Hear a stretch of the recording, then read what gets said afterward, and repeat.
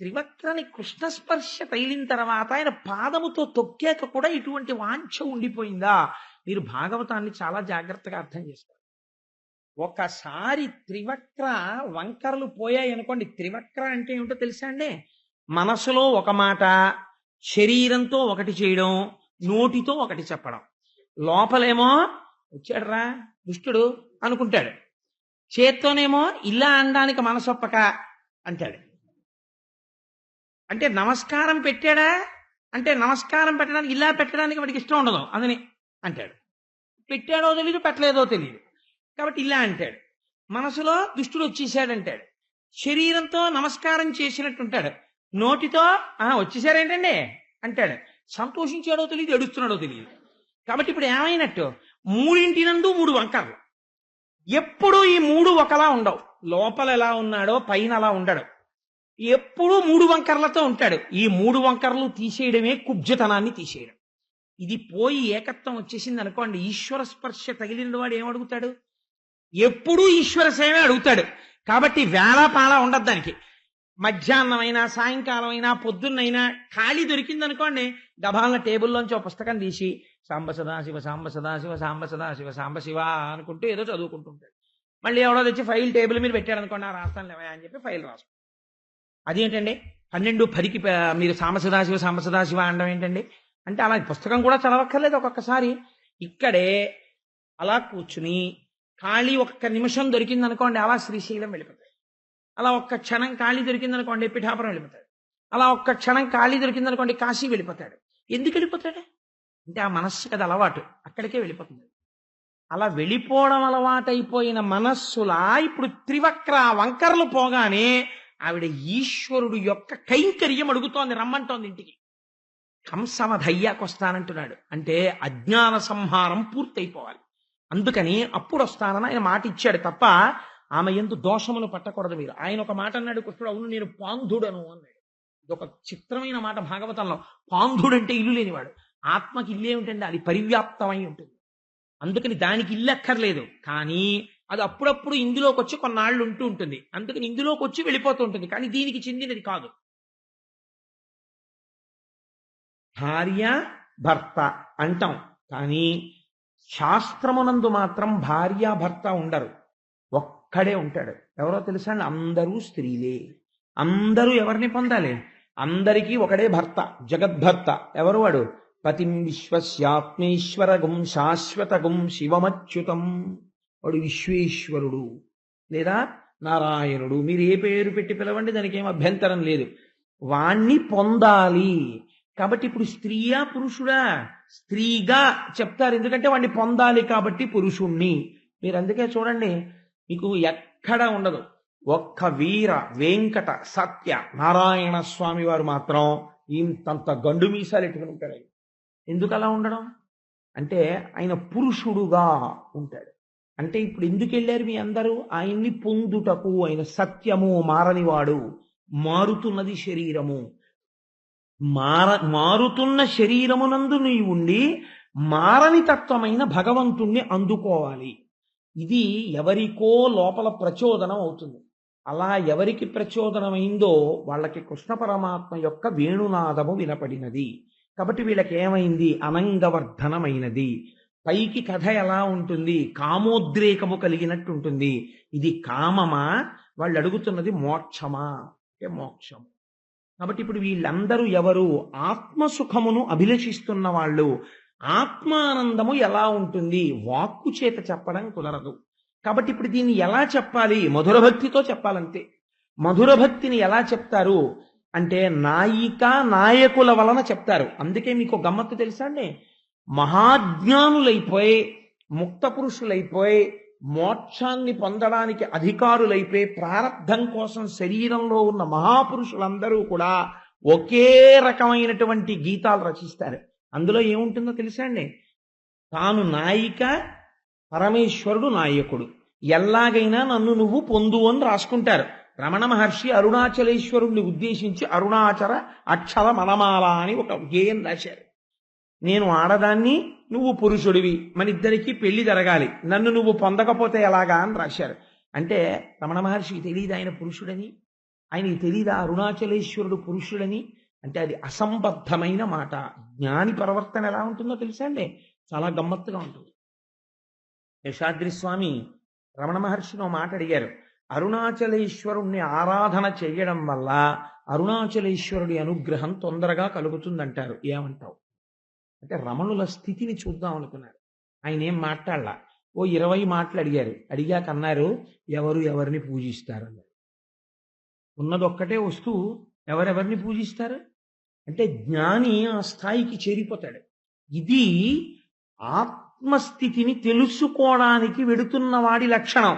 ఈ ఆత్మానందం ఉందే సమాధి స్థితిలో తాను లోపల ఉన్న ఆత్మయ్యి నిలబడిపోతే ఈ శరీరము ఆ ఆనందమును తట్టుకోలేని స్థితిలో ఉన్నప్పుడు దాన్ని వాక్కు చేత చెప్పడము కుదరదు. మరి ఎలా చెప్పాలి ఆనందాన్ని? ప్రేయసీ ప్రియుల సమాగమంగా చెప్పాలంటే జీవబ్రహ్మైక్య సిద్ధిని. అంతకన్నా ఇంకో మార్గం లేదు చెప్పడానికి. అందుకే జీవబ్రహ్మైక్య సిద్ధే కళ్యాణం. అందుకే కళ్యాణం చేశారండి. మేము వెళ్ళి వెంకటాచలంలో వెంకటేశ్వర స్వామి వారికి కళ్యాణం చేయించవచ్చు. నువ్వు మొనగాడివి, నువ్వు కళ్యాణం చేయించేవాడివా ఈశ్వరుడికి? నువ్వే సుఖబ్రహ్మవా, నువ్వు కళ్యాణం చేయించడాడి? నువ్వు కళ్యాణం చెయ్యలా, నువ్వు కళ్యాణం పొందావు. అక్కడ పద్మావతి శ్రీనివాసుల కలయిక, ఇక్కడ జీవబ్రహ్మైక్య సిద్ధి. కళ్యాణం అనేటటువంటిది అది దాని తాలూకా జ్ఞానము, దాని తాలూకా పర్యవసానం అది. అందుకని కళ్యాణ ఘట్టము చేస్తారు. కాబట్టి ఇప్పుడు ఏమైనది అంటే దీన్ని ప్రేయసీ ప్రియుల సమాగమంగా చెప్పాలి తప్ప అన్యథా చెప్పడం కుదరదు శాస్త్రంలో. అందుకని మధుర భక్తిని ఆధారంగా తీసుకుని వర్ణిస్తున్నారు రాసలీల. కాబట్టి ఇప్పుడు ఈ స్త్రీలందరూ అక్కడికి వెళ్ళారు. వెళ్ళి కృష్ణుణ్ణి చూశారు. ఆయన ఇంటికి వెళ్ళిపోమన్నాడు. ఇప్పుడు ఎంత చమత్కారంగా ఉంటుందో చూడండి. నాకు ఇంతక తప్ప వేరొక దిక్కు లేదు, వేరొక ఆలంబనము లేదు నేను ఇది చెప్పడానికి. కామము సమస్త ప్రపంచమునకు ఆలంబనమై ఉంటుంది. దాని యందు ప్రవేశించు అని ఎవ్వడూ చెప్పక్కర్ల. అంత అమాయకుడు ప్రపంచంలో ఎవడో ఉండడు. ప్రత్యేకం చెవులోకి వచ్చి అయ్యో నాన్న నీకు ఇంత వయస్సు వచ్చింది, నువ్వు సంసారమునందు ప్రవేశించు అని ఎవ్వడూ చెప్పక్కర్లేదు. వాడే సంకేతాలు ఇచ్చేస్తాడు. పెళ్లి చేస్తావా చేయవా. సంసారమునందు కూరుకుంటాడు. ఎక్కడో ఉంటాడు ఒక్క మహాపురుషుడు. ఆయన కామము వేరుగా ఉంటుంది. మీకు నేను తరచు చెప్తుంటాను ఒక ఉదాహరణ.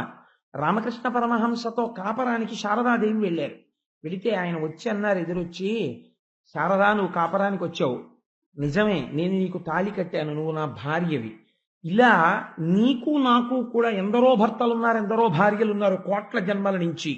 ఈ జన్మలో భార్యగా నువ్వు నన్ను ఉద్ధరించి, భర్తగా నేను ఉద్ధరించి ఇద్దరం మోక్షం పొందుదామా? తాళి కట్టాను కాబట్టి రొంపిలో దిగిపోదామంటే చెప్పు, ఇద్దరం సంసార రొంపిలో దిగిపోదామా అంది.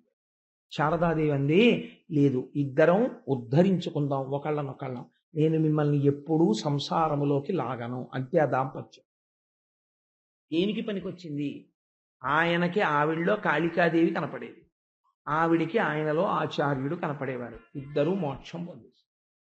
కాబట్టి ఇప్పుడు కామము రామకృష్ణుల యందు పని చెయ్యగలిగినదా? పని చెయ్యలేదు. నువ్వు ఇంటికి వెళ్ళిపోండి, మీరు ఇంటికి వెళ్ళిపోయి మీ భర్తతో ఉండి మీ పిల్లలతో ఉండండి. వాళ్ళకి వెగటుగా ఉంటుంది. ఈ మాట మేము వినలేము అన్నారు వాళ్ళు. ఇది పైకి ఎలా ఉంటుంది కథ చెప్పేటప్పుడు? వీళ్ళు కాముకతతో భర్తను విడిచిపెట్టి వచ్చినట్టు ఉంటుంది. మహాపురుషుల యొక్క స్థితిని చూపిస్తున్నారు. రమణ మహర్షి తపస్సు చేస్తుంటే రాళ్లు పెట్టి కొట్టేవారు. కొడుతుంటే ఆఖరికి ఒక రైతు చూసి ఒక మామిడి తోటలోకి తీసుకెళ్లి ఒక మామిడి చెట్టు మీద చిన్న 4 కర్రలు పరిచి దాని మీద కూర్చుని తపస్సు చేసుకోవాలి. మామిడి చెట్టు ఎక్క కర్రల మీద కూర్చుని తపస్సు చేస్తున్నారు. ఎప్పుడో వెళ్ళిపోయాడు ఆయన. ఆఖరికి వాళ్ళ బంధువు ఒక ఆయన గుర్తుపట్టారు. వాళ్ళ అమ్మగారు వచ్చారు, ఇంటికి వచ్చేయమని అడిగారు. ఆయన వెళ్ళిపోయేటప్పుడు కూడా ఉత్తరం ఏమని రాశారో తెలుసా అండి?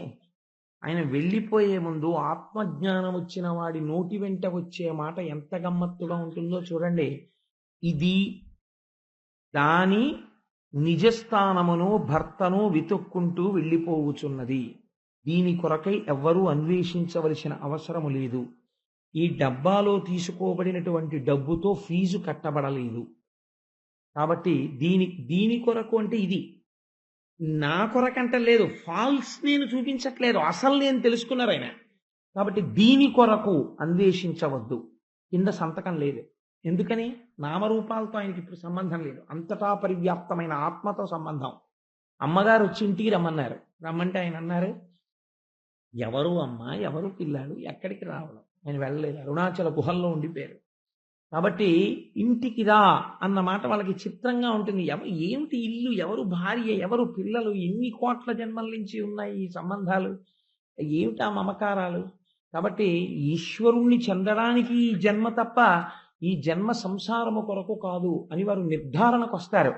కాబట్టి వాళ్ళు పైకి బాహ్యంలో మీకు కథ ఎలా అనిపిస్తుంది, ఒళ్ళు తెలియని కామంతో ప్రవర్తిస్తున్నటువంటి జారునుల కథలా ఉంటుంది రాసలీల. మీకు అంతే అర్థమైనట్లుగా మాట్లాడారనుకోండి, భగవంతుడి పట్ల, భాగవతుల పట్ల, ముక్త పురుషుల పట్ల భయంకరాపరాధం జరిగిపోతుంది. కాబట్టి రాసలీల తెలిస్తే మాట్లాడాలి, తెలియకపోతే ఊరుకోవాలి తప్ప దాని జోలికి వెళ్ళకూడదు. కాబట్టి ఇప్పుడు వాళ్ళు ఏమన్నారు, కృష్ణ పరమాత్మ పాదాల దగ్గరికి వచ్చి పట్టుకుని, అయ్యా స్వామి, నీ చరణ సేవకులకు సంసార భయము మాంపి శ్రీకరంపు పట్టు కలిగి కామదాయి అయిన కరసరోజమ్ము మా మస్తకములను నిచిమనుపుమీషా అన్నారు. ఎంత గొప్ప మాట చూడండి. ఈ పద్యంలో మీరు ఎక్కడైనా వాళ్ళు కామోద్రేకంతో ఉన్నారు అని నాకు చూపించండి. నీ చరణ సేవకులకు సంసార భయము మాన్పి, ఎవరు నీ పాదములు పట్టుకుంటున్నారో వాళ్ళకి సంసార భయం పోతోంది. ఇప్పుడు వాళ్ళు సంసారాలు వదిలిపెట్టొచ్చింది మోక్షం కోసమా, కామం కోసమా? సంసార భయము మాన్పి శ్రీకరంపు పట్టు కలిగి. శ్రీ అన్న మాటకు అనేక అర్థాలున్నాయి. శ్రీ మోక్షం, ఆ మోక్ష సంపదనీయగలిగినటువంటి నీ చేతిని మా మస్తకములను నిచి మా తల మీద ఉంచి మమ్మల్ని రక్షించు ఈశ్వర అన్నారు. అంటే వాళ్ళు అడుగుతున్నది మోక్షాన్ని అడుగుతున్నారు ఆ కోపకాంతలందరూ కూడా. అంటే కృష్ణ పరమాత్మ అన్నారు, అలా మీరు రానుకూడదు, నన్ను అడగనుకూడదు. ఇంత రాత్రివేళ నేను వంశీరవం చేస్తే మీరు పరిగెత్తుకొచ్చి పైగా నాతో సుఖం అభిలషించి నాతో ఉంటానంటారా? తప్పు, మీరందరూ ఇంటికి వెళ్ళిపోవాలన్నారు. అంటే వాళ్ళన్నారు, అయ్యో ఎన్నో జన్మల తర్వాత మా తపము ఎలమిని పండి చేరితి మెట్టకేలకున్, ఎన్ని సంవత్సరాల నుంచో ఎన్ని జన్మల నుంచో మేము చేసినటువంటి తపస్సు పండితే ఈశ్వర నీ పాదాల దగ్గరికి చేరుకున్నాం. మమ్మల్ని తిరిగి వెళ్ళిపోమంటావా? మా మగల చేరనొల్లము, తిరిగి మా భర్తల దగ్గరికి వెళ్ళన్న మాట నువ్వు అనకూడదు. ఎందుకని? వాళ్ళు లౌకికమైనటువంటి పతులు, అది సంసారమునకు హేతువు. మాకు అదొద్దు, మాకు జగత్పతి అయినటువంటి నిన్ను చేరిపోతాం ఇంకా. అందుకని మాకు సంసారమొద్దు. మా మగల చేరనొల్లము పద్మగంధముల్ మరిగిన తేటులితర కుసుమమ్ముల పొంతకు పోవ నేర్చుని అడిగారు. పద్మములోంచి వచ్చేటటువంటి సువాసనలను ఆఘ్రాణించడానికి అలవాటు పడిపోయినటువంటి తుమ్మెద ఏ పువ్వు దగ్గరికి పడితే ఆ పువ్వు దగ్గరికి వెళ్ళి దాని వాసన పీలుస్తుందా? పతి అని పిలవబడేటటువంటి వాడు, భరించేటటువంటి వాడు, రక్షించేటటువంటి వాడు, ఆ లక్షణములు ఉన్నవాడివి నీవు మమ్మల్ని దరి చేర్చాలి. ఎన్ని జన్మల నుంచి తిరుగుతున్నామో ఇలాగా, మాకు మోక్షం ఇవ్వాలి. నువ్వు మళ్ళీ మా పతుల దగ్గరికి వెళ్ళిపో అంటావని మేము వచ్చాం అనుకుంటున్నావా? మేము మళ్ళీ తిరిగి వెళ్ళడానికి నీ దగ్గరికి రాలేదు. మాకు తిరిగి రావలసిన అవసరం లేని మోక్ష పదవిని ఇవ్వన్నారు. అంటే పరమాత్మ ప్రీతి చెందారు వాళ్ళ మాటలకి. అంటే వెళ్ళడం ఒకెత్తండి, వెళ్ళి నిలబడడం ఒకెత్తు. దీనికి చాలా తేడా ఉంటుంది. మీకు నేను ఒక ఉదాహరణ చెప్తాను. అరుణాచలం వెళ్ళిపోయారు రమణ మహర్షి, వెళ్ళి నిలబడ్డం చాలా కష్టం. యజ్ఞోపవీతం తీసి విసిరిశారు. ఆఖరికి పెట్టుకున్న గోచి కూడా తీసి విసిరారు. ఎందుకు ఇవన్నీ? దేహం నేను కానప్పుడు అనిపించిందంటే ఆయనకి. కూర్చుని తపస్సు చేసుకున్నారు, రాళ్ళెట్టి కొట్టారు, గుండు గీయించేసుకున్నారు, పాతాళలింగం దగ్గరికి వెళ్ళిపోయారు. ఎవ్వరికీ అందరూ మనుషులు ఉండే చోట ఉండాలనుకుంటారు. ఆత్మజ్ఞాని ఎవరు లేని చోట ఉంటానంటాడు. అందుకని పాతాళలింగం దగ్గర కూర్చున్నారు. తేళ్లు జర్రిలు కరిచేసాయి, మాంసం ఊడిపోయింది, నెత్తురు కారిపోయింది, అట్టలు కట్టేసింది. ఆయన అలాగే కూర్చున్నారు. శేషాద్రి స్వామి వచ్చి బయటికి తీశాడు. కాబట్టి ఎలా ఉంటుంది వాళ్ళ పరిస్థితి అంటే బ్రహ్మమునందు రమించేటటువంటి స్థితిలో ఉంటారు.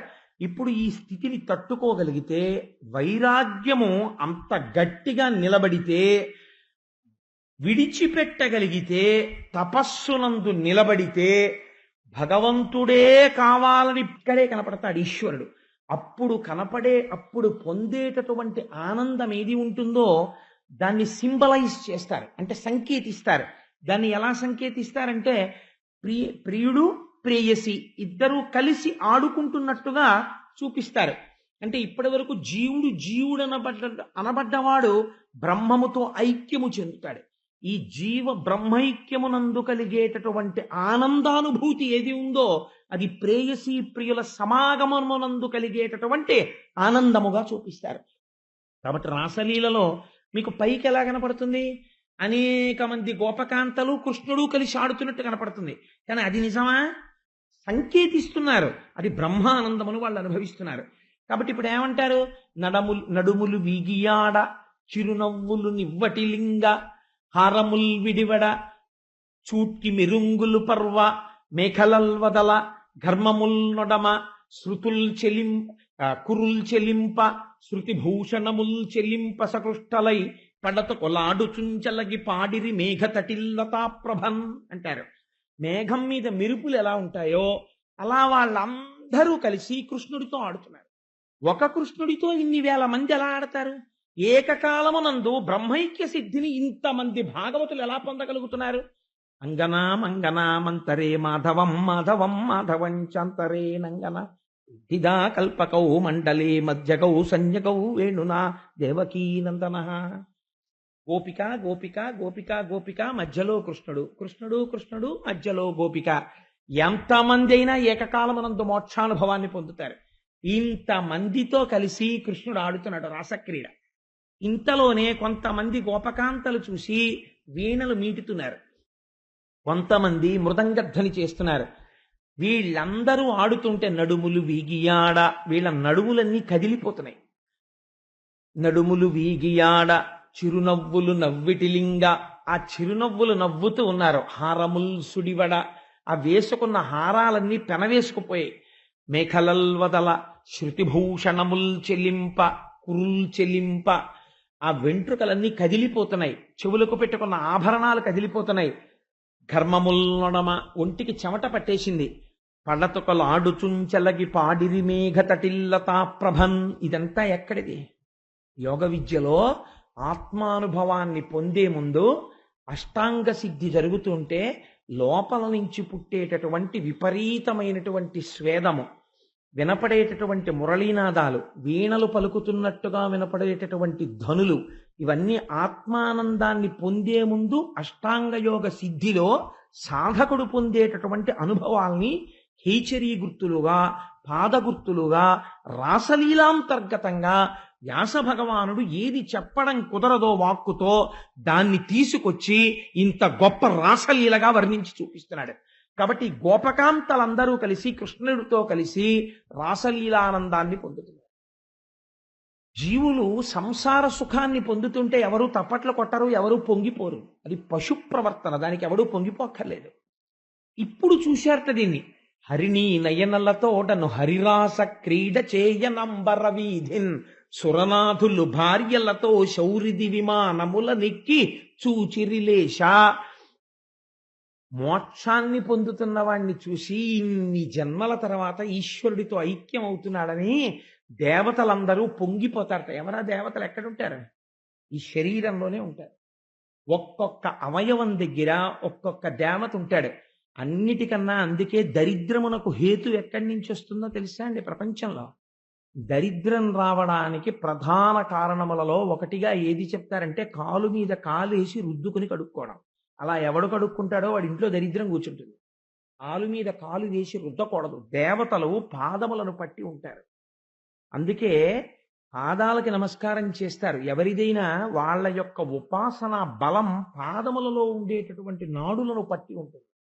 నేను ఆ పాదములకు నమస్కారం చేస్తారు తప్ప ఉపన్యాసం చెప్పి నోటి దగ్గరికి వచ్చేవాడు నోటికి నమస్కారం పెట్టడం, లేకపోతే అయ్యో పాపం ఇంత బుద్ధినిచ్చింది కదా అని బుర్రకి నమస్కారం పెట్టడం. వచ్చి కూర్చున్న కాళ్ళు ఏం చేసేయి? తీసుకురావడం తప్ప. పోనీ అవి కూడా నడిచి వచ్చాయంటే దొరగారు కారు తీసుకొచ్చింది, కారుకు పెట్టాలి నమస్కారం. పాదాలకు పెడతారు. పాదాలకు పెట్టడం ఎందుకండి అంటే ఉపాసన బలమంతా ఎక్కడ కేంద్రీకృతం అవుతుందంటే పాదముల యందు ఉండేటటువంటి నాడుల యందు అంది శాస్త్రం. అందుకని పాదములకు నమస్కరిస్తారు. రెండు వినయం వంగడంలో. ఇంత పైకి నిలబడే తల ఇలా కిందకు వంగుతుంది. అన్నిటికన్నా ప్రపంచమునందు గొప్ప పుణ్యము లక్ష్మి కలగడానికి హేతువేది అంటే ఆ శిరస్సు వంగడంలోనే లక్ష్మి వస్తుంది. ఎంత వినయం రాని లక్ష్మి ఆశ్రయిస్తుంది. కాబట్టి కాలు మీద కాలు వేసి రుద్దారనుకోండి, ఒక దేవతల్ని అవమానం చేసినట్టు లక్ష్మి విడిచిపెట్టి వెళ్ళిపోతుంది. కాబట్టి ఇప్పుడు ఎక్కడున్నారు ఈ దేవతలందరూ? శౌరిది విమానముల నెక్కి చూచిరిలేష, ఈ శరీరంలోనే ఉన్నారు.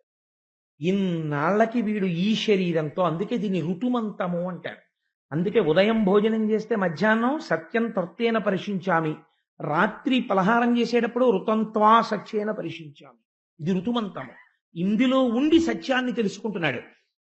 ఇన్నాళ్ళకి ఈ శరీరం పనికొచ్చింది, దీనితో బ్రహ్మాన్ని తెలుసుకున్నాడు, బ్రహ్మాన్ని పొందాడు అని దీన్ని ఆవహించిన దేవతలు ఆనందపడతారు. అదే హరిణి నయనలతోడను హరిరాస క్రీడ చేయనంబర వీధిన్ సురనాథులు భార్యలతో శౌరిది విమానముల నెక్కి చూచిరిలేశ, రమణీ నయనలతోడను రామానుజుడాడ చూచి రాగిల్లిమనో, రాముల మీద వియచ్చర రామలు మూర్చిల్లిపడిరి రాజమహేంద్ర. లోపల ఉండేటటువంటి భావ పరంపరలన్నీ అణిగిపోయి, వాసనలన్నీ అణిగిపోయి, కేవలము తాను ఆత్మస్వరూపిగా నిలబడిపోయి ఇంద్రియాలన్నీ పనిచేయడం మానేసి సమాధి యందు లోపల ఉన్న జ్యోతిస్వరూపమేదో అదే తానుగా ఉండిపోతాడంతే.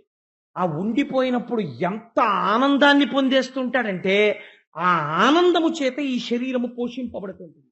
అప్పుడు తినడం ఏముండదు, త్రాగడం ఏముండదు. మరి ఎలా బతికున్నాడు? ఆ ఆనందము ఈ శరీరాన్ని కాపాడుతుంటుంది. ఆ ఆనంద మగ్నుడైపోయి ఉండిపోతాడు. అలా ఉండిపోయినటువంటి సమాధి స్థితిని వర్ణన చేస్తున్నారు. ఇది గోపకాంతలు కృష్ణుడితో కలిసి అనుభవించినటువంటి రాసలీల. ఇప్పుడుట యమునా కంకణచారియై మదవతి రాసశ్రమోత్తారియై ప్రమదామానస నవ్య భవ్య చరితోద్ధారియై వనజాక్షుండలరంగ గాలి విసరన్ కళ్యాణ భావంబునన్. ఆ యమున ఒడ్డున రాసలీల జరుగు మదవతి రాసశ్రమోత్తారియై రమణీ ఘర్మ నివారియై, వాళ్ళకి పట్టినటువంటి చెమటని పోగొట్టడానికి, వాళ్ళు పొందుతున్నటువంటి ఆనందంలో శరీరమునకు పొందినటువంటి బడలికని తీర్చడానికి ఆ యమునా నది మించి వచ్చినటువంటి చల్లటి గాలుల చేత వాళ్ళు బహిర్ముఖులయ్యారు. బహిర్ముఖులై వాళ్ళకి ఒక చిన్న భావన లోపల వచ్చింది. ఇది ఒక గమ్మత్తైన భావన. దీన్ని పట్టుకోవడం చాలా కష్టం. నేను ఆత్మదర్శనమును పొందినాను. మళ్ళీ నేను ఎక్కడి నుంచి వచ్చింది ఆత్మదర్శనాన్ని పొందాక? ఆత్మగా ఉన్నాను అనాలి. నేను ఆత్మదర్శనమును పొందినాను అంటే మళ్ళీ ఏమైంది? మళ్ళీ జారుడు మెట్లు ఎక్కాడు. ఇంత బహిర్ముఖుడు అవగానే మళ్ళీ జారుడు మెట్టు మీద కూర్చున్నాడు. కాబట్టి ఇప్పుడు వాళ్ళు ఏమన్నారు? మేమందరం కృష్ణుడితో ఆనందం అనుభవిస్తున్నాం అన్నారు. అని అనడం ఏమిటి? కృష్ణుడు అదృశ్యం అంటే ఏమైంది? మళ్ళీ సమాధి స్థితి యందు కుదరట్లేదు కూర్చున్నప్పుడు తపస్సులో.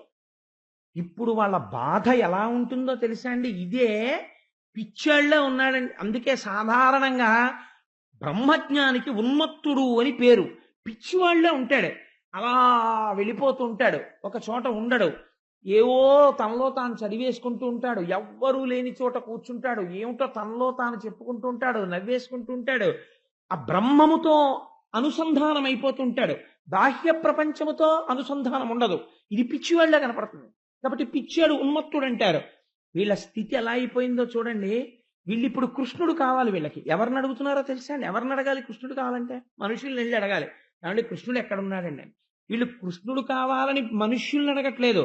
పున్నాగ కానవే పున్నాగ వందితు తిలకంబ కానవే తిలక నిటలు, ఘనసార కానవే ఘనసార శోభితు బంధూక కానవే బంధుమిత్రు, మన్మథ కానవే మన్మథాకారు నివంశంబ కానవే వంశరదను, చందన కానవే చందన చర్చితు కుందంబ కానవే కుందరదను, ఇంద్రభూజను కానవే ఇంద్ర విభవు, ప్రియక పాదవ కానవే ప్రియ విహారు, కువల వృక్షయ కానవే కువలయేషు. ఎవరైనా పూల చెట్ల దగ్గరికి వెళ్ళి పున్నాగ కానవే పున్నాగ వందితో, పున్నాగ చెట్టు దగ్గరికి వెళ్ళి, ఓ పున్నాగ చెట్ట కృష్ణుడు ఎటొచ్చాడో నువ్వు చూశావా? నీ పూలల్లో దాక్కున్నాడా? నీ చెట్టులో దాక్కున్నాడా? ఓ మన్మథ వృక్షమా నీకు తెలుసా? ఓ చందన వృక్షమా నీకు తెలుసా? అని పైగా చెట్ల దగ్గరికి వెళ్ళి నలనివాడు మేలి చిరునవ్వులవాడు పద్మనయనమ్ములవాడు కృపారసమ్ముపై చిల్లెడువాడు మౌళి పరిసర్పిత పింఛమువాడు చల్వల మానధనమ్ము తెచ్చనో మలియలారమీ పొదల మాటున లేడు కదమ్మ చెప్పరే అంటారు. ఈ పోతన గారి పద్యం ఆంధ్రదేశంలో ఎంత ప్రఖ్యాతో. ఇలాంటి పద్యమే ఇంకొకటి రచనలో ఉంది వెంకటాచలం గురించి. నలని వాణి మేలి చిరు నవ్వుల వాణి సురారి కంఠముల్ గిల్లెడు వాణి అని వెంకటేశ్వర స్వామి వారి మీద వరాహ పురాణంలోకి అనువాదం చేస్తూ రాశారు. అలా పోతన గారి ఈ నల్లని వాణి పద్యాన్ని ఆంధ్రదేశంలో ఎంత ప్రఖ్యాతి వహించిందంటే, ఎవరైనా కొంచెం నల్లటి పిల్లాడు కనపడ్డాడు అనుకోండి, కృష్ణుడితో పోల్చి నల్లని వాడు పద్మనయనమ్ములవాడు కృపారసమ్ముపై చిల్లెడు వాడు మౌళి పరిసర్పిత పింఛమువాడు నవ్వు రాజిల్లెడు మోమువాడొకడు చల్వల మానధనమ్ము తెచ్చనో మలియల అరమీ పొదల మాటున లేడు కదమ్మ చెప్పరే. రాసలీలదా పద్యం. వెళ్ళి వీళ్ళందరూ మల్లె పొదలను అడుగుతున్నారు. ఓ మల్లె పొదలారా, మల్లె పొదలారా, నల్లనివాడు నల్లగా ఉంటాడు, మేలి చిరు నవ్వుల వాడు చక్కటి నవ్వు నవ్వుతుంటాడు, నవ్వు రాజిల్లెడు మోమువాడు చక్కటి ఆ నవ్వు నవ్వేటటువంటి వాడు, పద్మనయనమ్ములవాడు పద్మముల వంటి కన్నులున్నవాడు, మౌళి పరిసర్పిత పింఛమువాడు నెమలి పింఛం ధరించినవాడు.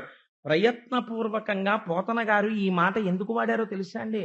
రాసలీలలో తెలియక చాలా మంది ఇంతమంది కాంతలతో కృష్ణుడు సంభోగ సుఖం అనుభవించాడు అనుకుంటారేమోనని మౌళి పరిసర్పిత పింఛమువాడు అన్నారు.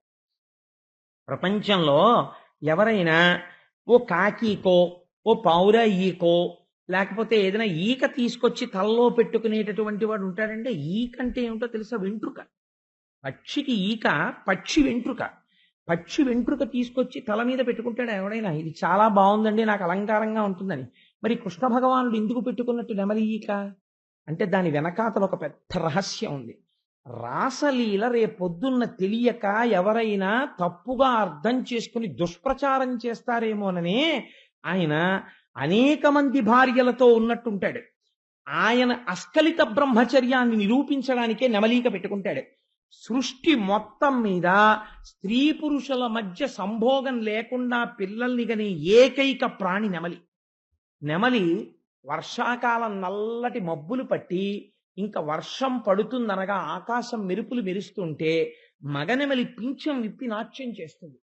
ఆ నాట్యం చేసేటప్పుడు మొట్టమొదటి వాన చినుకులు కింద పడుతుంటే అది పొందినటువంటి ఆనందానుభూతి చేత లోపల నుంచి కదిలినటువంటి ఆనందం దాని కంటి వెంట నీటి చుక్కగా కింద పడుతుంది.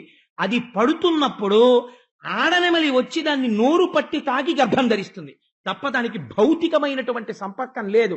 ఇదే రాసలీల. అందుకే నెమలీక. అందుకే ఇవాళ వాన చినుకులు పడ్డాయేమో బహుశా. అందుకని మౌళి పరిసర్పిత పింఛమువాని పోతన గారు ప్రయత్నపూర్వకంగా ఈ మాట వేశారు.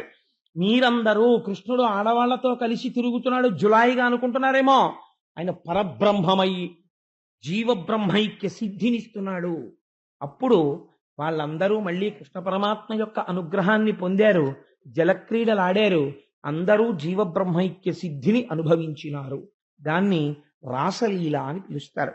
నేను అనుకుంటున్నాను, నేను ఇప్పుడు ఈ రాసలీల యొక్క పవిత్రతని మీకు కొంతవరకు ఆవిష్కరించగలిగానేమో అని నేను అనుకుంటున్నాను. అది ధ్యానము చేత తెలుసుకోవలసినటువంటి రహస్యం.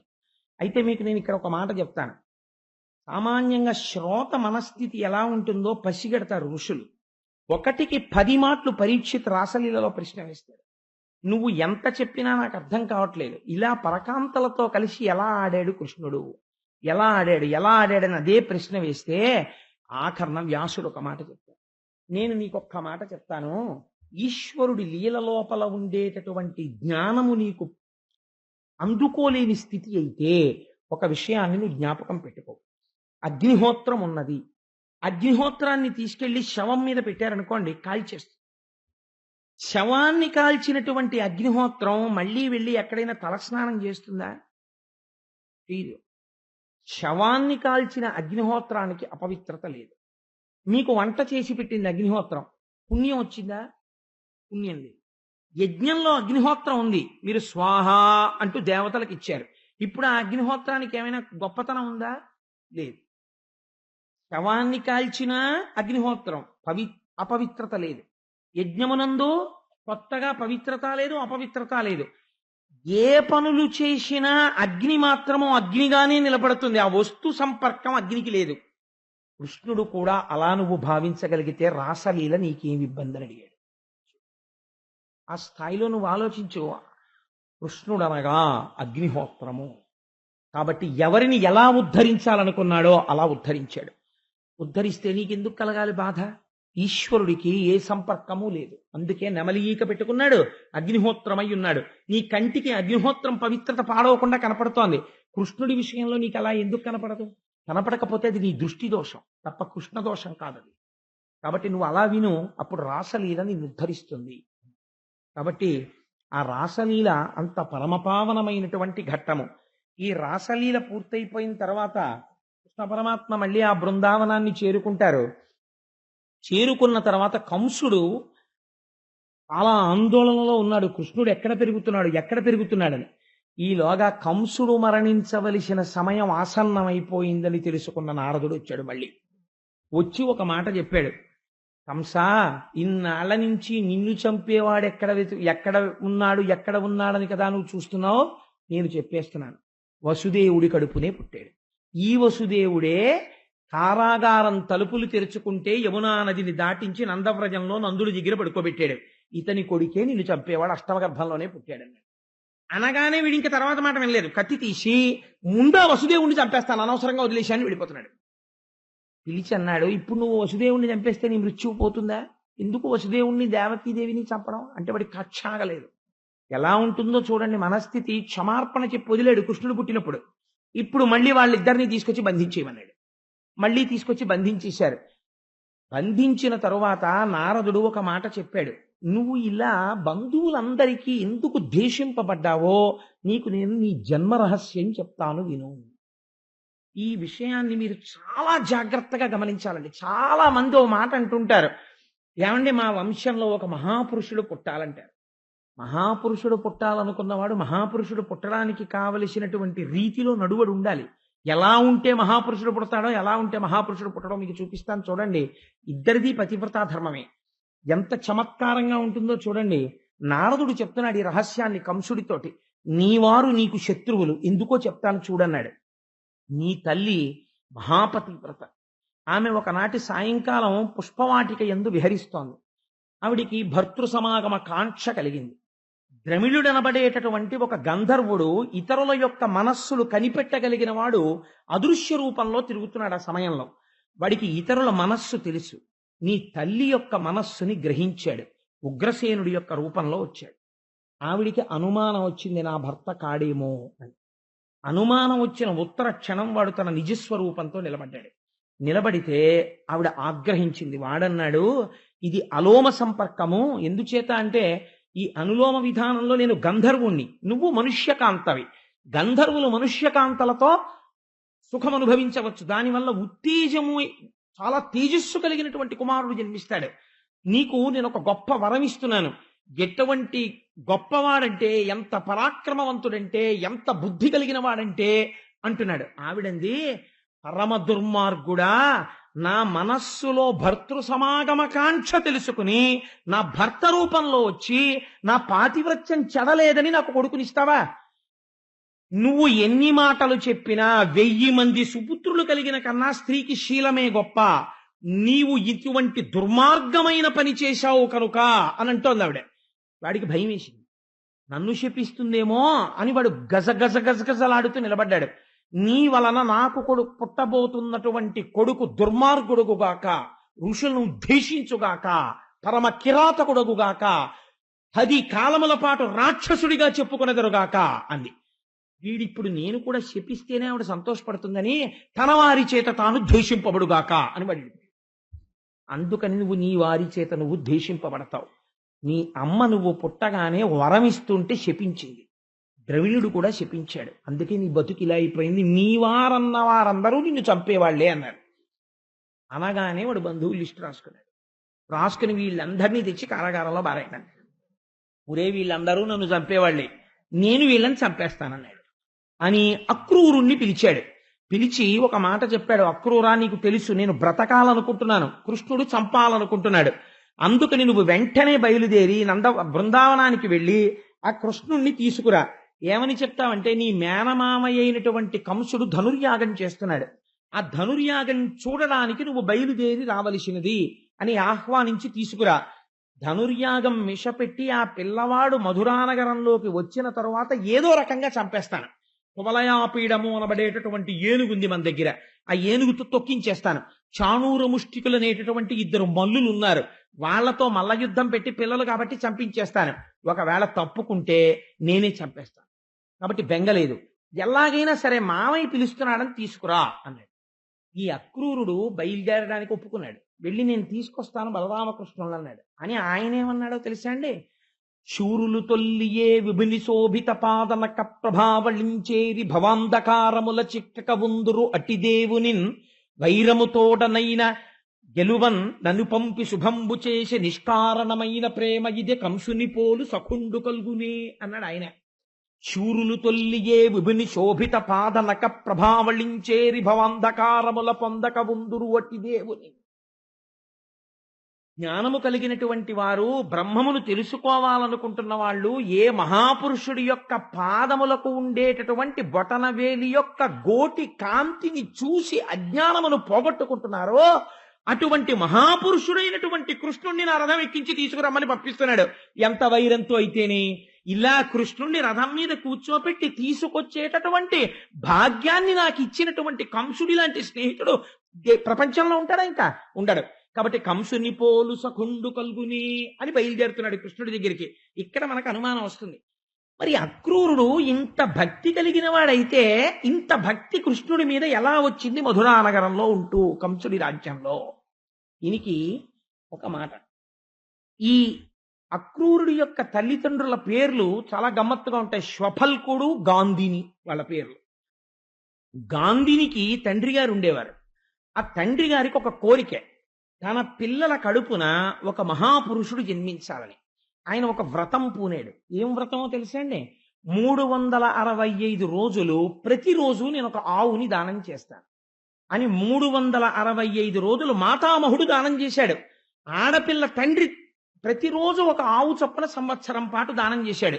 దానం చేస్తే ఆ దానం చేసినటువంటి ఫలితము చేత ఆయన కుమార్తె అయిన గాంధినికి అక్రూరుడు జన్మించాడు. ఈ అక్రూరుడు జన్మతః కృష్ణ భక్తి విశేషముగా కలిగినటువంటి వాడు.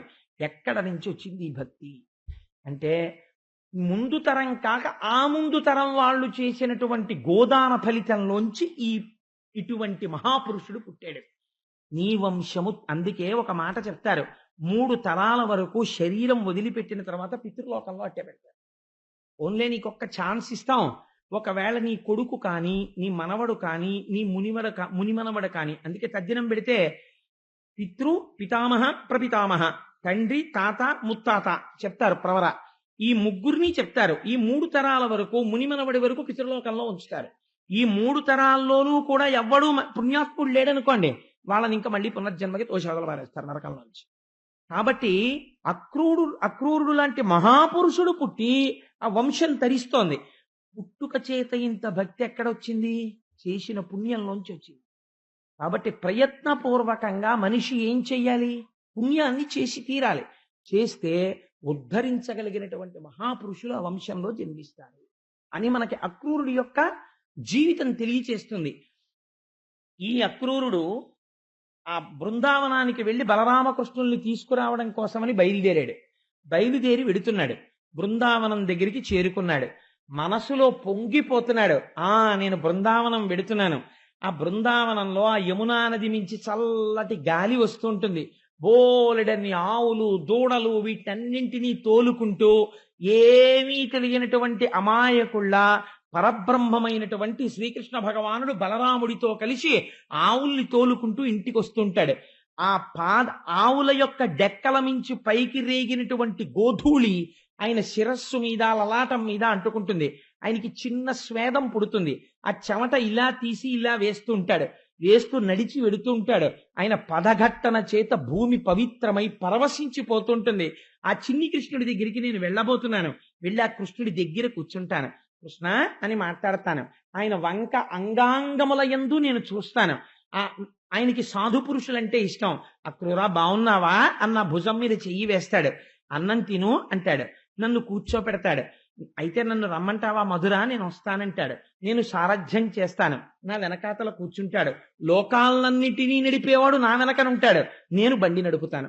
ఏమి నా అదృష్టం అని పొంగిపోతూ రథం తోలుకుంటూ వెళ్ళిపోతున్నాడు. అందుకే నమస్కారానికి అక్రూరుణ్ణి చెప్తారు. వందనం అన్నదానికి అక్రూరుడు భక్తి. ఇలా వెళ్ళిపోతూ వెళ్ళిపోతూ ఒక్కసారి కిందకి చూశాడు, భూమి మీద చూసేటప్పటికీ అందులో హలరేఖ, అమృతపాత్ర, చాపరేఖ, అంకుశరేఖ మొదలైనటువంటి దివ్య చిహ్నములు కలిగినటువంటి చిన్ని చిన్ని పాదముద్రలు భూమి మీద పడున్నాయి. కృష్ణుడు ఇటుగా వెళ్ళాడు ఆలమందతో. పరమపురుషుడైనటువంటి కృష్ణుడు నడిచినటువంటి భూమి మీద నేను రథం మీద వెళ్ళడమా అనుకున్నట్ట. ఒక్కసారి ఆ రథం ఆపేట. ఒళ్ళంతా ఆనందంతో పొంగిపోయింది, రోమాంచితం అయిపోయింది. తను కిందకి దిగాలని కూడా మర్చిపోయి రథాధవ స్కంద్య సతేష్వచేష్టత ప్రభోరమున్యంగిరిరజాస్వహో ఇతి అంటాడు వ్యాసుడు మూలంలో, భాగవతంలో. అది తద్దర్శనాహ్లాద నివృద్ధ సంభ్రమ ప్రేమ్నోర్ధరోమాశ్రుశలాకులేక్షణ. కందుల వెంట బాష్పధారలు కారిపోయాయి, వెంట్రుకలు నిక్కపొడుచుకున్నాయి, కంఠం గాద్గదికం అయిపోయింది. నా స్వామి ఇలా నడిచెళ్ళాడు. ఆ పాదముద్రలు నేను చూస్తున్నాను అనుకున్నాడు. స్వర్ణ దండము కర్ర రథంలోంచి కింద పడిపోతే ఎలా పడిపోతుందో అలా కింద పడిపోయి ఓహోహో నా స్వామి నడిచిన చోట నేను కింద పడ్డాననుకున్నాడు. దొల్లేశాడు. ప్రభోరమున్యంగ్రిరజాస్వహో ఇతి. ఆ ధూళంతా ఒంటి మీద పోసేసుకుని పొంగిపోతూ బృందావనంలో నందుడుండేటటువంటి ఇంటి దగ్గరికి వెళ్ళాడు. ఆవుల మందల్లో ఏ ఆవు పొదుగు దగ్గర కూర్చుని ఆ శ్రీకృష్ణ పరబ్రహ్మము అంతటా వ్యాప్తి చెందిన నారాయణ తత్వము బృందావనంలో నందుడి ఇంట్లో ఒక ఆవు దగ్గర పాలు పితుకుతోంది కూర్చుని. రాశీభూతమైన పరబ్రహ్మాన్ని మాంసనేత్రాలతో చూస్తున్నాను, నా జన్మధన్యమైపోయింది. వెళ్ళి కృష్ణుడికి బలరాముడికి నమస్కరించాడు. నా జన్మధన్యమైంది, జన్మెత్తినందుకు మీ ఇద్దరిని చూశానన్నాడు. బలరాముడు అక్రూరుణ్ణి గబగబా తీసుకెళ్లి, అన్నగారు కాబట్టి మర్యాద చూపించాడు, తీసుకెళ్లి కూర్చోపెట్టాడు ఉచితాసనం మీద. కాళ్ళు కడిగాడు, చల్లుకున్నాడు, అర్ఘ్యం ఇచ్చాడు, పాద్యం ఇచ్చాడు, మంచి భోజనం పెట్టాడు, మధుపర్కం ఇచ్చాడు, ఒక గోవుని దానం చేశాడు. దానం చేసి తాంబూలం ఇచ్చాడు, పక్కన కూర్చున్నాడు. బలరామకృష్ణులు ఇద్దరూ కూర్చున్నారు. భక్తికి ఈశ్వరుడు ఎంత వశుడవుతాడో చూడండి. అయి అక్రూరా, మధురలో అందరూ కుశలమా అని అడగబుద్ధి వెయ్యట్లేదు. ఎందుకనంటే ప్రభువు ధూర్తుడైన చోట క్షేమం ఎక్కడుంటుంది? కంసుడు పరిపాలిస్తుండగా మధురలో క్షేమంగా ఎలా ఉంటారు? మా తల్లిదండ్రులైనటువంటి దేవకీ వసుదేవుల్ని మళ్ళీ ఖైదు చేశాడు. మా అమ్మ దేవకీదేవిని చంపబోయాడు. ధూర్తతనంతో ప్రవర్తిస్తున్నాడు. నువ్వు మహానుభావుడివి. నీ పుట్టుకకి హేతు అయినటువంటి 100 గోవుల దానము చేత పుట్టినటువంటి 365 గోవుల దానము వలన పుట్టినవాడివి. మహానుభావ అక్రూరా, ఏ పని మీద మీరు ఇంత కష్టపడి ఇంత దూరం వచ్చారు నాకు చెప్పవలసింది అన్నాడు. అక్రూరుడు అన్నాడు, మహానుభావ మీకు తెలియని విషయం కాదు. ధనుర్యాగము అనేటటువంటి మిషతో మల్ల యుద్ధాలని ఏర్పాటు చేశాడు కంసుడు. ఆ ధనుర్యాగం మిషతో మేనల్లుళ్ళు కాబట్టి మిమ్మల్ని ఆహ్వానిస్తున్నాడు. కానీ ఆంతరమునందు కోర్కె వేరు. మీ ఇద్దరిని చంపడం కోసమని పిలుస్తున్నాడు మధుర. దానికి నన్ను నియోగించాడు. మీ శక్తి సామర్థ్యములు నాకు తెలుసు, మీరు దీపముల వంటి వారు, మీ మీద పడిన మిడతలు కాలిపోతాయి. కాబట్టి ఈ రీతిగానైనా మిమ్మల్ని సేవించుకుందామని నేను వచ్చాను అన్నాడు. వెంటనే అక్కడ ఉన్న పెద్దల్ని పిలిచి కృష్ణ పరమాత్మ అన్నారు, మీ అందరూ కూడా పాలు వెన్న మొదలైనటువంటి భాండములను సిద్ధం చెయ్యండి. రేపటి రోజు ఉదయం నేను బలరాముడు కలిసి అక్రూరుడితో మధురా నగరానికి వెడుతున్నాం. వెళ్ళి కంసమామ అక్కడ మమ్మల్ని యాగానికి పిలిచాడు, ధనుర్యాగానికి వెడుతున్నాం అన్నాడు. అనేసరికి ఈ వార్త గొప్ప మంది బృందావనంలో రాత్రంతా ఏడ్చిన వారు ఎవరో తెలుసా అండి? కృష్ణుణ్ణి చూడకపోతే ఒక నిమిషం జీవితం గడపలేనటువంటి వారు గోపకాంతలు. వారంతా అనుబంధం పెంచుకున్నారు.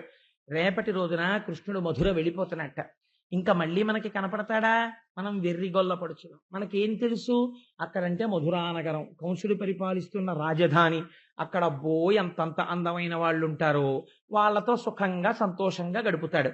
ఇంకా వెనక్కి ఎందుకు వస్తాడు? మన ఎందుకు లాలిస్తాడు? అని వాళ్ళందరి కోపం ఎవరి మీదకి వెళ్ళిందో తెలుసా అండి? అక్రూరుడి మీదకి వెళ్ళింది.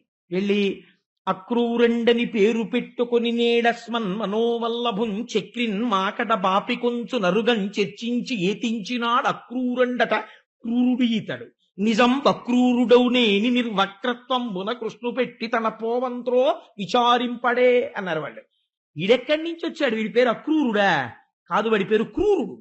కాబట్టే హాయిగా కృష్ణుడు పుట్టినప్పటి నుంచి లీలలు అనుభవిస్తూ కృష్ణుడితో ఆడుకుంటూ ఆ కృష్ణుడితో పాడుకుంటూ వెన్న దొంగిలిస్తుంటే ఆవుల వెనక దూడల వెనక బలరామకృష్ణులు వెడుతుంటే వాళ్ళతో గోపబాలురందరూ వెడుతుంటే ఎంతమంది రాక్షసులు వచ్చినా మనకేం కృష్ణుడున్నాడని మనం సంతోషంగా ఉంటే ఈ దుర్మార్గుడు వచ్చి కృష్ణుడిని మన దగ్గర నుంచి తీసుకెళ్లిపోతున్నాడు. వీడు క్రూరుడు తప్ప వీడు అక్రూరుడు కాడన్నాడు. అయి కృష్ణుడి రథానికి అడ్డుపడ్డారు. దామోదర, గోవింద, కేశవ, నువ్వు వెళ్ళడానికి వీల్లేదు, మేము నిన్ను విడిచిపెట్టి ఉండలేము, ప్రాణములు లేనటువంటి శరీరముల్లా పడిపోతాను నువ్వు వెళ్ళిపోతే. పరమాత్మ మాట్లాడలేదు వాళ్ళతోటి.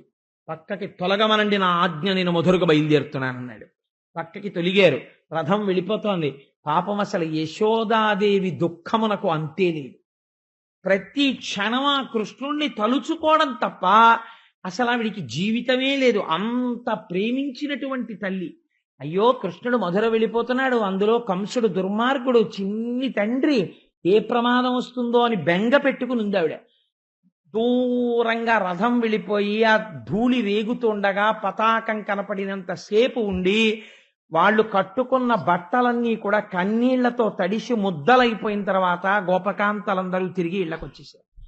ఆవిడుతుండగా అక్రూరుడు ఒక చిత్రమైన పని చేశాడు. యమునా నది కాళింది మడుగు ఒడ్డున ఆపి ఒక్కసారి స్నానం చేసి సంధ్యావందనం చేసుకొస్తాను కృష్ణ అన్నాడు. అయ్యో చేసుకురావయ్యా అన్నారు. ఆయన నీటి దగ్గరికి వెళ్ళి ప్రణవాన్ని జపించి ఒకసారి యమునా నది వంకి ఇలా కళ్ళు విప్పి చూశాడు. యమునా నది నీటి మీద బలరామకృష్ణులు కనబడ్డారు. ఆశ్చర్యపోయాడు. ఇదేంటి రథం నుంచి దిగి నీటి మీద నిలబడ్డారు అని మళ్ళీ వెనక్కి తిరిగి చూశాడు. రథంలోనే కనపడ్డారు. రథంలో కనపడ్డారు, నీటి మీద కనపడ్డారు. చాలా ఆశ్చర్యంగా ఉంది. ఇది ఈశ్వరుని దివ్యశక్తి అనుకున్నాడు. అనుకుని యమునా నది స్నానం చేద్దామని మునక వేశాడు. మునక వేస్తే కూడా ఇవ్వని దర్శనాన్ని అక్రూరుడికి ఇచ్చాడు. ఏ దర్శనాన్ని పొందాడో తెలుసా అండి అక్రూరుడు? ఆ భోగి భోగ పర్యంక మధ్యంబున వలనొప్పు పచ్చని వలువబాని ఆ చక్కగా పెద్ద ఆదిశేషుడు మీద పడుకున్నటువంటి పరమాత్మ మేఘమండలమున మిరుగు చందంబున ఉరమున శ్రీదేవి ఒప్పువాని అలా పడుకునుంటే నల్లటి మబ్బు ఎలా ఉంటుందో అలా ఆ ఎర్రటి చుట్టలు చుట్టుకున్న పాము మీద పడుకుంటే వక్షస్థలంలో మిరిసిపోతున్నటువంటి లక్ష్మీదేవిని పొంది ఉన్నవాణ్ణి ముసరు తేటలు నొప్ప ముఖ చతుష్కముఖ లబాలుడా డెడిబొడ్డు దమ్మివాని నాభికమలంలోంచి ఇలా కమలం బయటికి వస్తే ఆ తామర పువ్వులో కూర్చుని అయోమయంగా అటూ ఇటూ చూస్తూ 4 ముఖాలతో వేదాలు చెప్తున్న చతుర్ముఖ బ్రహ్మని పిల్లవాడిగా అప్పుడే కన్నటువంటి శ్రీమన్నారాయణుణ్ణి కదిలిన బాహుపద క్రమంబున రవసూపిడి నూపురములవాని ఆ అక్రూరుణ్ణి ఆశీర్వదించడానికి ఇలా చెయ్యెత్తితే ఆయన వేసుకున్నటువంటి కంకణములన్నీ గణ గణ గణ గణ ధ్వని చేస్తుండగా కాళ్ళు చేతులు కదిపినటువంటి శ్రీమన్నారాయణుణ్ణి జలజభవ సనక సనత్కుమార రుద్ర సద్విజామర శ్రేష్ఠుడైన వాని సౌందర్యఖని అయిన వాని ఒక్క పురుషుగాంచే ఆ లోపల యమునలో మునిగేటప్పటికీ సనక సనందనాది మహర్షులు అందరూ స్తోత్రం చేస్తుండగా అలవోకగా అలా పడుకున్నటువంటి శ్రీమన్నారాయణ ఆదిశేషుడి మీద పడుకున్న క్షీరసాగరమునందు పవళించినటువంటి ఆదితత్వమైనటువంటి ఆదినారాయణ దర్శనాన్ని పొందాడు అక్రూరుడు. పొంది చూసి ఆ యమునలోనే నీటిలో వంగి అద్భుతమైన స్తోత్రం చేశాడు. కృష్ణ జగదాధార, సమస్త బ్రహ్మాండములు నిండినటువంటి వాడా, సప్త రజస్తమో గుణములను నీ యందు అధీనములో ఉంచుకున్నవాడా, సృష్టి స్థితి లయములను చేసేటటువంటి వాడా, బ్రహ్మాండములన్నింటినీ ఆఖరణ లయం చేసి మర్యాకు మీద పడుకుని ఏమీ తెలియని వాడిగా బొటనవేలు నోట్లో పెట్టుకున్నటువంటి వటపత్రశాయి ఈనాడు శేషుడి మీద పడుకుని నాకు ఇలా దర్శనం ఇచ్చావా తండ్రి? ఏ పుణ్యం చూసి నాకు ఇంత దర్శనం ఇచ్చావు? నేనేం సేవ చేశాను? కేవలము నిన్ను ధనుర్యాగానికి తీసుకెళ్ళడానికి నీ దగ్గరికి వచ్చాను. వెడుతున్నాను కృష్ణుడి దగ్గరికి అని పొంగిపోయానంతే. ఈ పొంగుకి నాకింత ఫలితమా, నాకింత దర్శనమా అని ఈశ్వర సౌలభ్యాన్ని స్తోత్రం చేశాడు. మనం ఒక దేవాలయానికి వెడితే ఎలా వెళ్లాలో చూపిస్తుంది. రేపటి రోజు స్థిరవారం పెళ్లి కొడుకుని పెళ్లి కూతురుని చేస్తారు, కృష్ణ పరమాత్మని రుక్మిణీదేవిని. మన జన్మాంతరములలో ఎప్పుడైనా వాళ్ళిద్దరూ పెళ్లి కొడుకు పెళ్లి కూతురు అవుతుంటే మనం చూసామా? ఎప్పుడూ చూడలేదు. రేపు మా స్వామి పెళ్లి కొడుకు అవుతున్నాడు, మా అమ్మ పెళ్లి కూతురు అవుతోంది, మేము చూడాలని చెప్పి 8:10 ముహూర్తం. 8 గంటలకి మనందరం వచ్చి హాల్లో కూర్చున్నాం అనుకోండి. రేపు ముత్తైదువులు వచ్చి కొంతమంది పసుపు దంపుతారు. దంపి అభ్యంగనం చేసి పసుపు రాసి బుగ్గ చుక్క పెట్టి అమ్మవారిని అయ్యవారిని పెళ్లి కొడుకుని పెళ్లి కూతురిని చేస్తారు. చేసి చక్కగా అప్పుడు కూర్చుని లక్ష్మీ కళ్యాణం పంచమి తిథి ఉండగా రేపు ఉదయం 8:30 నేర్పుతాను. అందరం లక్ష్మీ కళ్యాణం నేర్చుకుని బయలుదేరుతాం. అలా నేర్చుకోవడానికి, అలా చదవడానికి, అటువంటి దివ్యమైన దృశ్యమును చూడ్డానికి ఎప్పుడు చూస్తానని పరుగున వెళ్ళడంలో ఉంది అక్రూరుడి యొక్క భక్తి. వెళ్ళినందుకు ఎటువంటి దర్శనం ఇచ్చాడో చూడండి. భాగవతంలో దశమ స్కంధంలో ఇప్పటి వరకు ఇలాంటి దర్శనం ఎవరికి ఒక్క అక్రూరుడికి ఇచ్చాడు. దేనివల్ల? ఆర్తి కలిగితే అటువంటి దర్శనం ఇచ్చాడు. పొంగిపోయాడు. మనం ఇటువంటి మూర్తిని ఒక చోట చూడగలము. ఎక్కడ చూడగలం చెప్పండి? మనకి చాలా దగ్గరలో గోవిందరాజస్వామి. గోవిందరాజస్వామి పెద్ద పాము చుట్ట మీద పడుకుని ఇలా సోల పెట్టుకు పడుకుంటే నాభికమలంలోంచి ఇలా గోడ మీద చతుర్ముఖ బ్రహ్మగారు, కాళ్ళ దగ్గర శ్రీదేవి భూదేవి మధుకైటభులదేటటువంటి రాక్షసులతో సహా ఆ పొట్ట మీద ఇలా తులసిమాలలో అడ్డంగా వేలాడదీయబడి కన్నులు మూసుకుని ఇలా పడుకుని దర్శనమిస్తాడు. అప్పుడు మీరు ఒక్కసారి అక్రూరుణ్ణి తలుచుకుని ఈ శ్రీమన్నారాయణ తత్వం యమునలో కనపడింది, నాకు ఇక్కడ కనపడుతోందని మీరు నమస్కరించవచ్చు గోవిందరాజులకి. కాబట్టి అటువంటి దర్శనాన్ని పొంది అక్రూరుడు సాయంకాలం చీకటి పడుతుండగా బలరామకృష్ణులతో కలిసి మధురానగరాన్ని చేరుకున్నాడు. చేరుకుని కృష్ణుణ్ణి ఒక మాట అడిగాడు. నువ్వు మా ఇంటికి వచ్చి ఇవాళ రాత్రికి విడిది చెయ్యవలసినది అని. కృష్ణుడు అన్నాడు, నేను ఇప్పుడు రాను.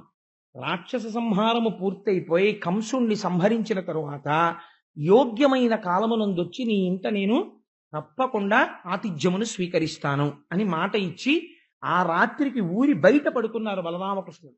పడుకుని మరునాడు ఉదయం మధురానగర ప్రవేశం చేశారు. బలరామకృష్ణుల్ట బృందావనంలో ఉన్నారట, ఇన్ని గొప్ప లీలలు చేశారట, పరమమోహన స్వరూపంట అని కాంతలు పురుషులు అందరూ మేడల మీద నిలబడి చూస్తున్నారు.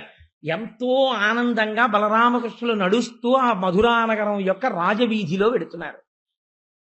కంసుడికి బట్టలు ఉతికేటటువంటి ఒక చాకలివాడు మంచి మంచి పట్టుబట్టలన్నీ ఉతికి మూటలు కట్టుకుని చక్కగా తల మీద పెట్టుకుని వెళ్ళిపోతున్నాడు.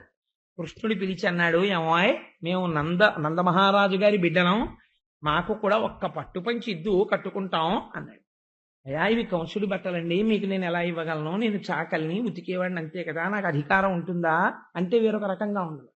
అటు చాకలు అన్నాడు, ఎట్టెట్రా మనుజేంద్ర చేలములు మీకియంబాడియే మీరలు కట్టంబోలుదురే పెరుగుల్ నేతుల్ ఘృతంబుల్తాగి ఇట్లాడంచనుగాక ప్రభువునకున్ తెలిసిన.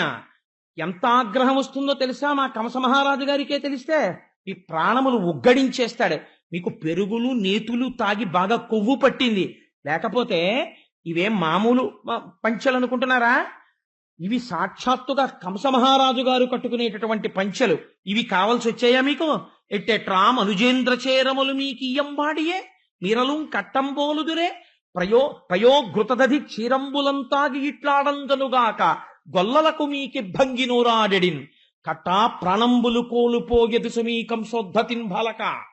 మా కంసుడికి తెలిసిందంటే పీకలు ఎగిరిపోతాయి, పిచ్చ మాటలు మాట్లాడకండి. కృష్ణుడు చూసి, నేను నిన్ను అడిగింది ఏమిటి, నువ్వు మాట్లాడింది ఏమిటి అని చూస్తుంటే బలరాముడి వంక చూసి, అన్నయ్య ఇంకా ఈ పుర్రె మారదు అని పిడికిలి బిగించి ఒక్క గుద్దాడు నెత్తి మీద. వాడి తల బద్దలైపోయి చచ్చిపోయాడు. ఎందుకు చంపాడు చాకల్ని అంటే ఇక్కడ ఒక ప్రశ్న ఉంది. ఈ పుర్రె ఎప్పటిదో తెలుసా అండి? త్రేతాయుగం పుర్రెది. అప్పుడు సీతాదేవి మీద నిందలేశాడు. ఆవిడ సీతాపరిత్యాగానికి కారణమైన పుర్రె. ఈ పుర్రె ఎప్పటికైనా మారుతుందేమోనని ఈశ్వరుడు అవకాశం ఇస్తూనే ఉన్నాడు. ఈ జన్మలోనైనా ఒక్క మంచి మాట మాట్లాడతాడేమో అనుగ్రహిద్దామని చూశాడు.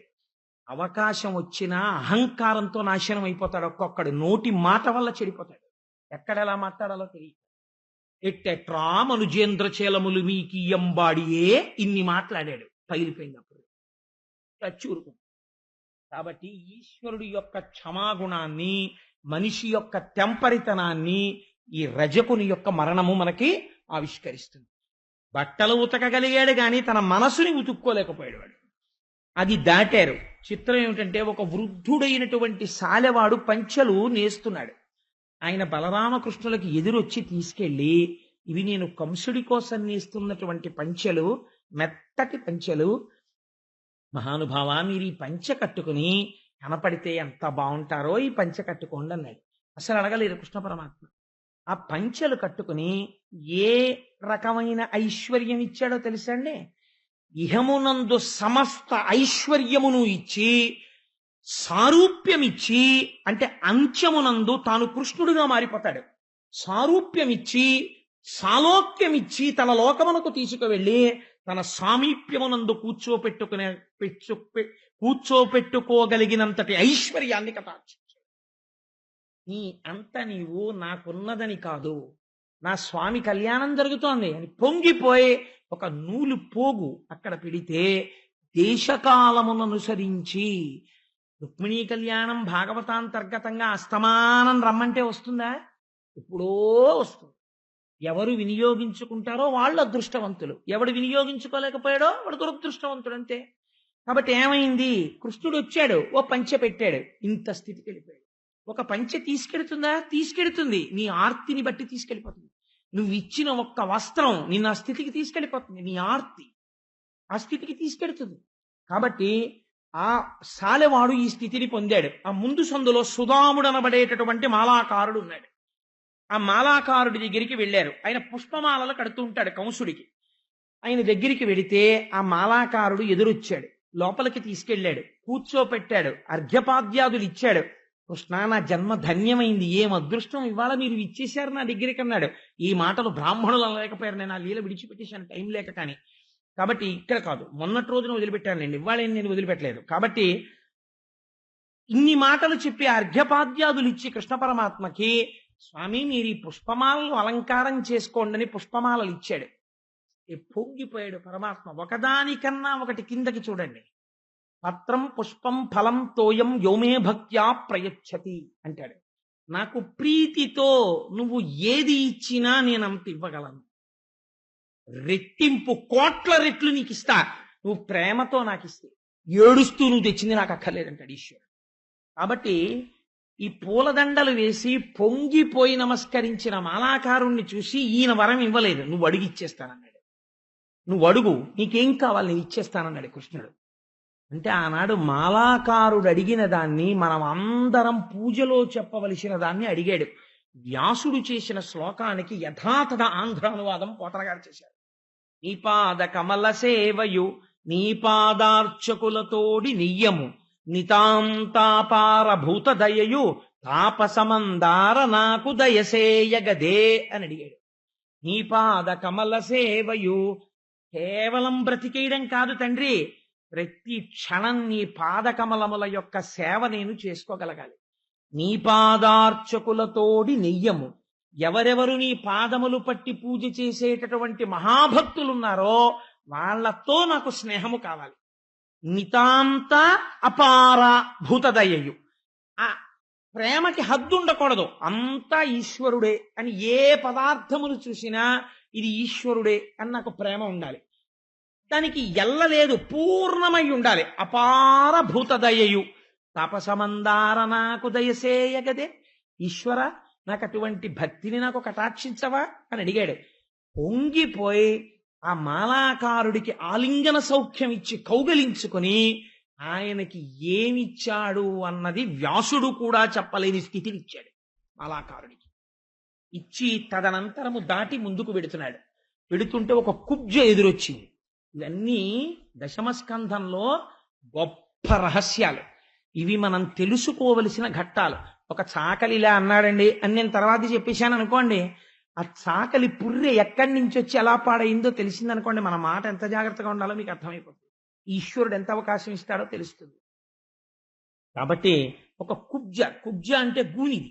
ఆవిడ త్రివక్ర, 3 వంకరలు ఉన్నాయి ఆవిడికి శరీరంలో ఈ గూని వల్ల. ఆవిడ ఎదురొస్తుంటే కృష్ణ పరమాత్మ ఎదురెళ్ళి ఆవిడ వంక చూశారు. కుబ్జ అంటే అందంగా ఉండదు కదా, త్రివక్ర అయి ఉన్నటువంటి స్త్రీ. ఆవిడంది కృష్ణుడి వంక చూసి, చక్కని వాడవౌదు సరసంబుల నొంపకు ఎల్లవారికిన్ సకదనంబులెక్కడివి చారు శరీర నన్ను త్రివక్రయండ్రు తేనిక్కము కంసుదాసిని వినిర్మలలే పన విద్యదాన నన్మిక్కిలి రాజుమెచ్చు తగమీరు విలేపనముల్ గ్రహింపరే అంది. అయా నన్ను కుబ్జ అంటారు. ఊళ్ళో వాళ్ళందరూ నన్ను ఏమని పిలుస్తారో తెలుసా? త్రివక్ర, శరీరంలో 3 వంకరలు ఉన్నదానా అని నన్ను పిలుస్తారు. నువ్వు చూస్తే ఎంత అందంగా ఉన్నావు, నీకు దృష్టి తీతలా నీ ఎదురుగుండా నేను నిలబడ్డాను. కానీ నేనేం చేస్తుంటానో తెలుసా? వినిర్మలలే పన విద్యదాన, గంధపు చెక్కల మీద గంధం తీస్తుంటాను, పరిమళ ద్రవ్యాలు సిద్ధం చేస్తాను, కంస మహారాజుకు పట్టుకెడతాను, ఆయన ఒంటికి రాసుకుంటాడు. అసలు నిజంగా అందం ఏమిటో ఇవాళ చూశాను నీలో. నువ్వు ఈ గంధం రాసుకుంటే ఈ గంధానికి అందం వస్తుంది. ఈశ్వర, కొద్దిగా ఈ గంధం రాసుకుంటావా? వినిర్మలలే పన విద్యదాన నన్మిక్కిలి రాజు మెచ్చు. ఎవరికి ఏది లేదో అది గుర్తొస్తుంది. అందరికీ అందం ఎక్కడుంటుంది అంది పాపం. నాకు అందం లేదు, నాకు ఇస్తావా అని కూడా అడగలేదు ఆవిడ. అందరికీ అందం ఎక్కడుంటుందయ్యా? ఉండమంటే ఉంటుందా? ఓన్లే ఇంత అందగాడికి నువ్వు రాసుకోని తెచ్చిన గంధం పొంగిపోతాను అంది. అంటే పరమాత్మ చూశారు, అయ్యో పాపం ఎంత మాట మాట్లాడిందిరా, ఎంత గొప్ప మాట. అందుకే ఈశ్వరుడికి అన్నిటికన్నా చాలా గొప్ప సేవ ఏమిటో తెలుసా అండి? చందన సేవ. అందుకే త్యాగరాజు గారంతటి వారు గంధము పూయరుగా అని కీర్తన చేశారు. ఆ గంధం వీధిలో అమ్మే గుండ తీసుకొచ్చి, వాడేదో కర్రో కంపో తీసుకొచ్చి కాల్చేసిన బూది కలిపేసిన గుండ చేయకూడదు, పరమ ప్రమాదం కూడా. అది శీతలోదకం, అది చల్లగా ఉంచుతుంది పరమాత్మని.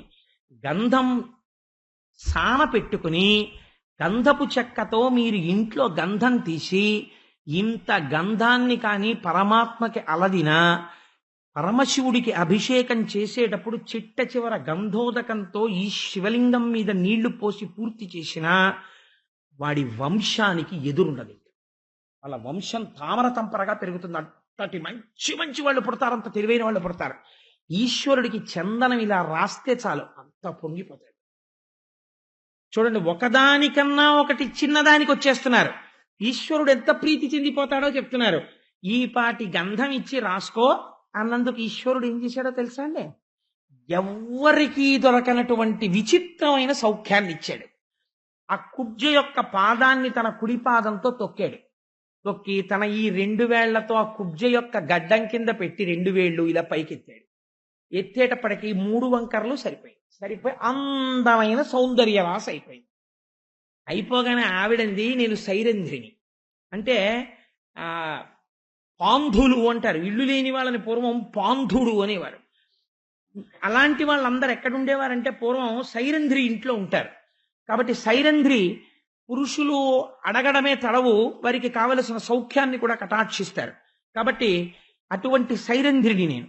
నాకింత సౌందర్యం ఇచ్చావు, నువ్వింత సౌందర్యం కలిగిన వాడివి, కాబట్టి నువ్వు ఒక్కసారి మా ఇంటికి వచ్చి నేను ఇచ్చేటటువంటి ఆనందాన్ని అనుభవించు అని ఆయన మీద ఉన్న ఉత్తరీయం పట్టుకులాగి తగితే కృష్ణ పరమాత్మ అన్నారు, తప్పకుండా నేను వస్తాను మీ ఇంటికి, కానీ ఇప్పుడు కాదు, కంస సంహారం అయిన తర్వాత వస్తాను.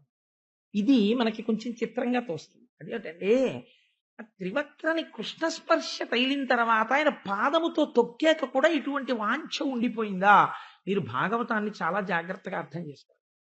ఒకసారి త్రివక్ర వంకరలు పోయాయి అనుకోండి. త్రివక్ర అంటే ఏమిటో తెలుసా అండి?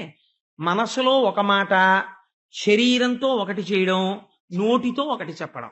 లోపలేమో వచ్చాడరా దుష్టుడు అనుకుంటాడు, చేత్తోనేమో ఇలా అనడానికి మనసొప్పక అంటాడు.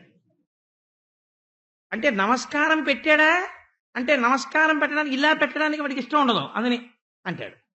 పెట్టాడో తెలియదు, పెట్టలేదో తెలియదు, కాబట్టి ఇలా అంటాడు. మనసులో దుష్టుడు వచ్చేసాడంటాడు. శరీరంతో నమస్కారం చేసినట్టు ఉంటాడు, నోటితో వచ్చేసారేంటండి అంటాడు. సంతోషించాడో తెలియదు, ఏడుస్తున్నాడో తెలియదు. కాబట్టి ఇప్పుడు ఏమైనట్టు, మూడింటినందు మూడు వంకర్లు. ఎప్పుడు ఈ మూడు ఒకలా ఉండవు. లోపల ఎలా ఉన్నాడో పైన అలా ఉండడు. ఎప్పుడూ మూడు వంకర్లతో ఉంటాడు. ఈ మూడు వంకర్లు తీసేయడమే కుబ్జతనాన్ని తీసేయడం. ఇది పోయి ఏకత్వం వచ్చేసింది అనుకోండి, ఈశ్వర స్పర్శ తగిలిన వాడు ఏమడుగుతాడు? ఎప్పుడూ ఈశ్వర సేవే అడుగుతాడు. కాబట్టి వేళాపాళ ఉండదు దానికి. మధ్యాహ్నమైనా సాయంకాలమైనా పొద్దున్నైనా ఖాళీ దొరికింది అనుకోండి, గభాలన టేబుల్లోంచి ఒక పుస్తకం తీసి సాంబ సదాశివ సాంబ సదాశివ సాంబ సదాశివ సాంబ శివ అనుకుంటూ ఏదో చదువుకుంటుంటాడు. మళ్ళీ ఎవడో తెచ్చి ఫైల్ టేబుల్ మీద పెట్టాడు అనుకోండి, రాస్తాను లేవా అని చెప్పి ఫైల్ రాసు. అదేంటండి 12:10కి మీరు సాంబ సదాశివ అనడం ఏంటండి అంటే, అలా పుస్తకం కూడా చదవక్కర్లేదు. ఒక్కొక్కసారి ఇక్కడే అలా కూర్చుని ఖాళీ ఒక్క నిమిషం దొరికింది అనుకోండి, అలా శ్రీశైలం వెళ్ళిపోతాడు. అలా ఒక్క క్షణం ఖాళీ దొరికింది అనుకోండి, పిఠాపురం వెళ్ళిపోతాడు. అలా ఒక్క క్షణం ఖాళీ దొరికింది అనుకోండి, కాశీ వెళ్ళిపోతాడు. ఎందుకు వెళ్ళిపోతాడు అంటే, ఆ మనస్సుకి అది అలవాటు, అక్కడికే వెళ్ళిపోతుంది. అలా వెళ్ళిపోవడం అలవాటైపోయిన మనస్సులా ఇప్పుడు త్రివక్ర వంకర్లు పోగానే ఆవిడ ఈశ్వరుడు యొక్క కైంకర్యం అడుగుతోంది, రమ్మంటోంది ఇంటికి. కంసమధయ్యాకొస్తానంటున్నాడు అంటే అజ్ఞాన సంహారం పూర్తయిపోవాలి. అందుకని అప్పుడు వస్తానని ఆయన మాట ఇచ్చాడు తప్ప ఆమె యందు దోషములు పట్టకూడదు మీరు. ఆయన ఒక మాట అన్నాడు కృష్ణుడు, అవును నేను పాంధుడను అన్నాడు. ఇది ఒక చిత్రమైన మాట భాగవతంలో. పాంధుడు అంటే ఇల్లు లేనివాడు. ఆత్మకి ఇల్లు ఏమిటండి, అది పరివ్యాప్తమై ఉంటుంది. అందుకని దానికి ఇల్లు అక్కర్లేదు. కానీ అది అప్పుడప్పుడు ఇందులోకి వచ్చి కొన్నాళ్ళు ఉంటూ ఉంటుంది. అందుకని ఇందులోకి వచ్చి వెళ్ళిపోతూ ఉంటుంది. కానీ దీనికి చెందినది కాదు, దానికి చెందినది ఇదై ఉండొచ్చు. అందుకని ఆయన పాంధుడు, ఇల్లు లేనివాడు. కాబట్టి ఈ మాటలు చెప్పి ఇంకొంచెం ముందుకెళ్లారు. ఎక్కడ జరుగుతోంది ధనుర్యాగం అని అడిగారు. ఒక పెద్ద ధనస్సుని నిలబెట్టారు. కృష్ణ పరమాత్మ ఆ ధనస్సు తీసుకుని సంధించారు. అది రెండుగా విరిగిపోయింది.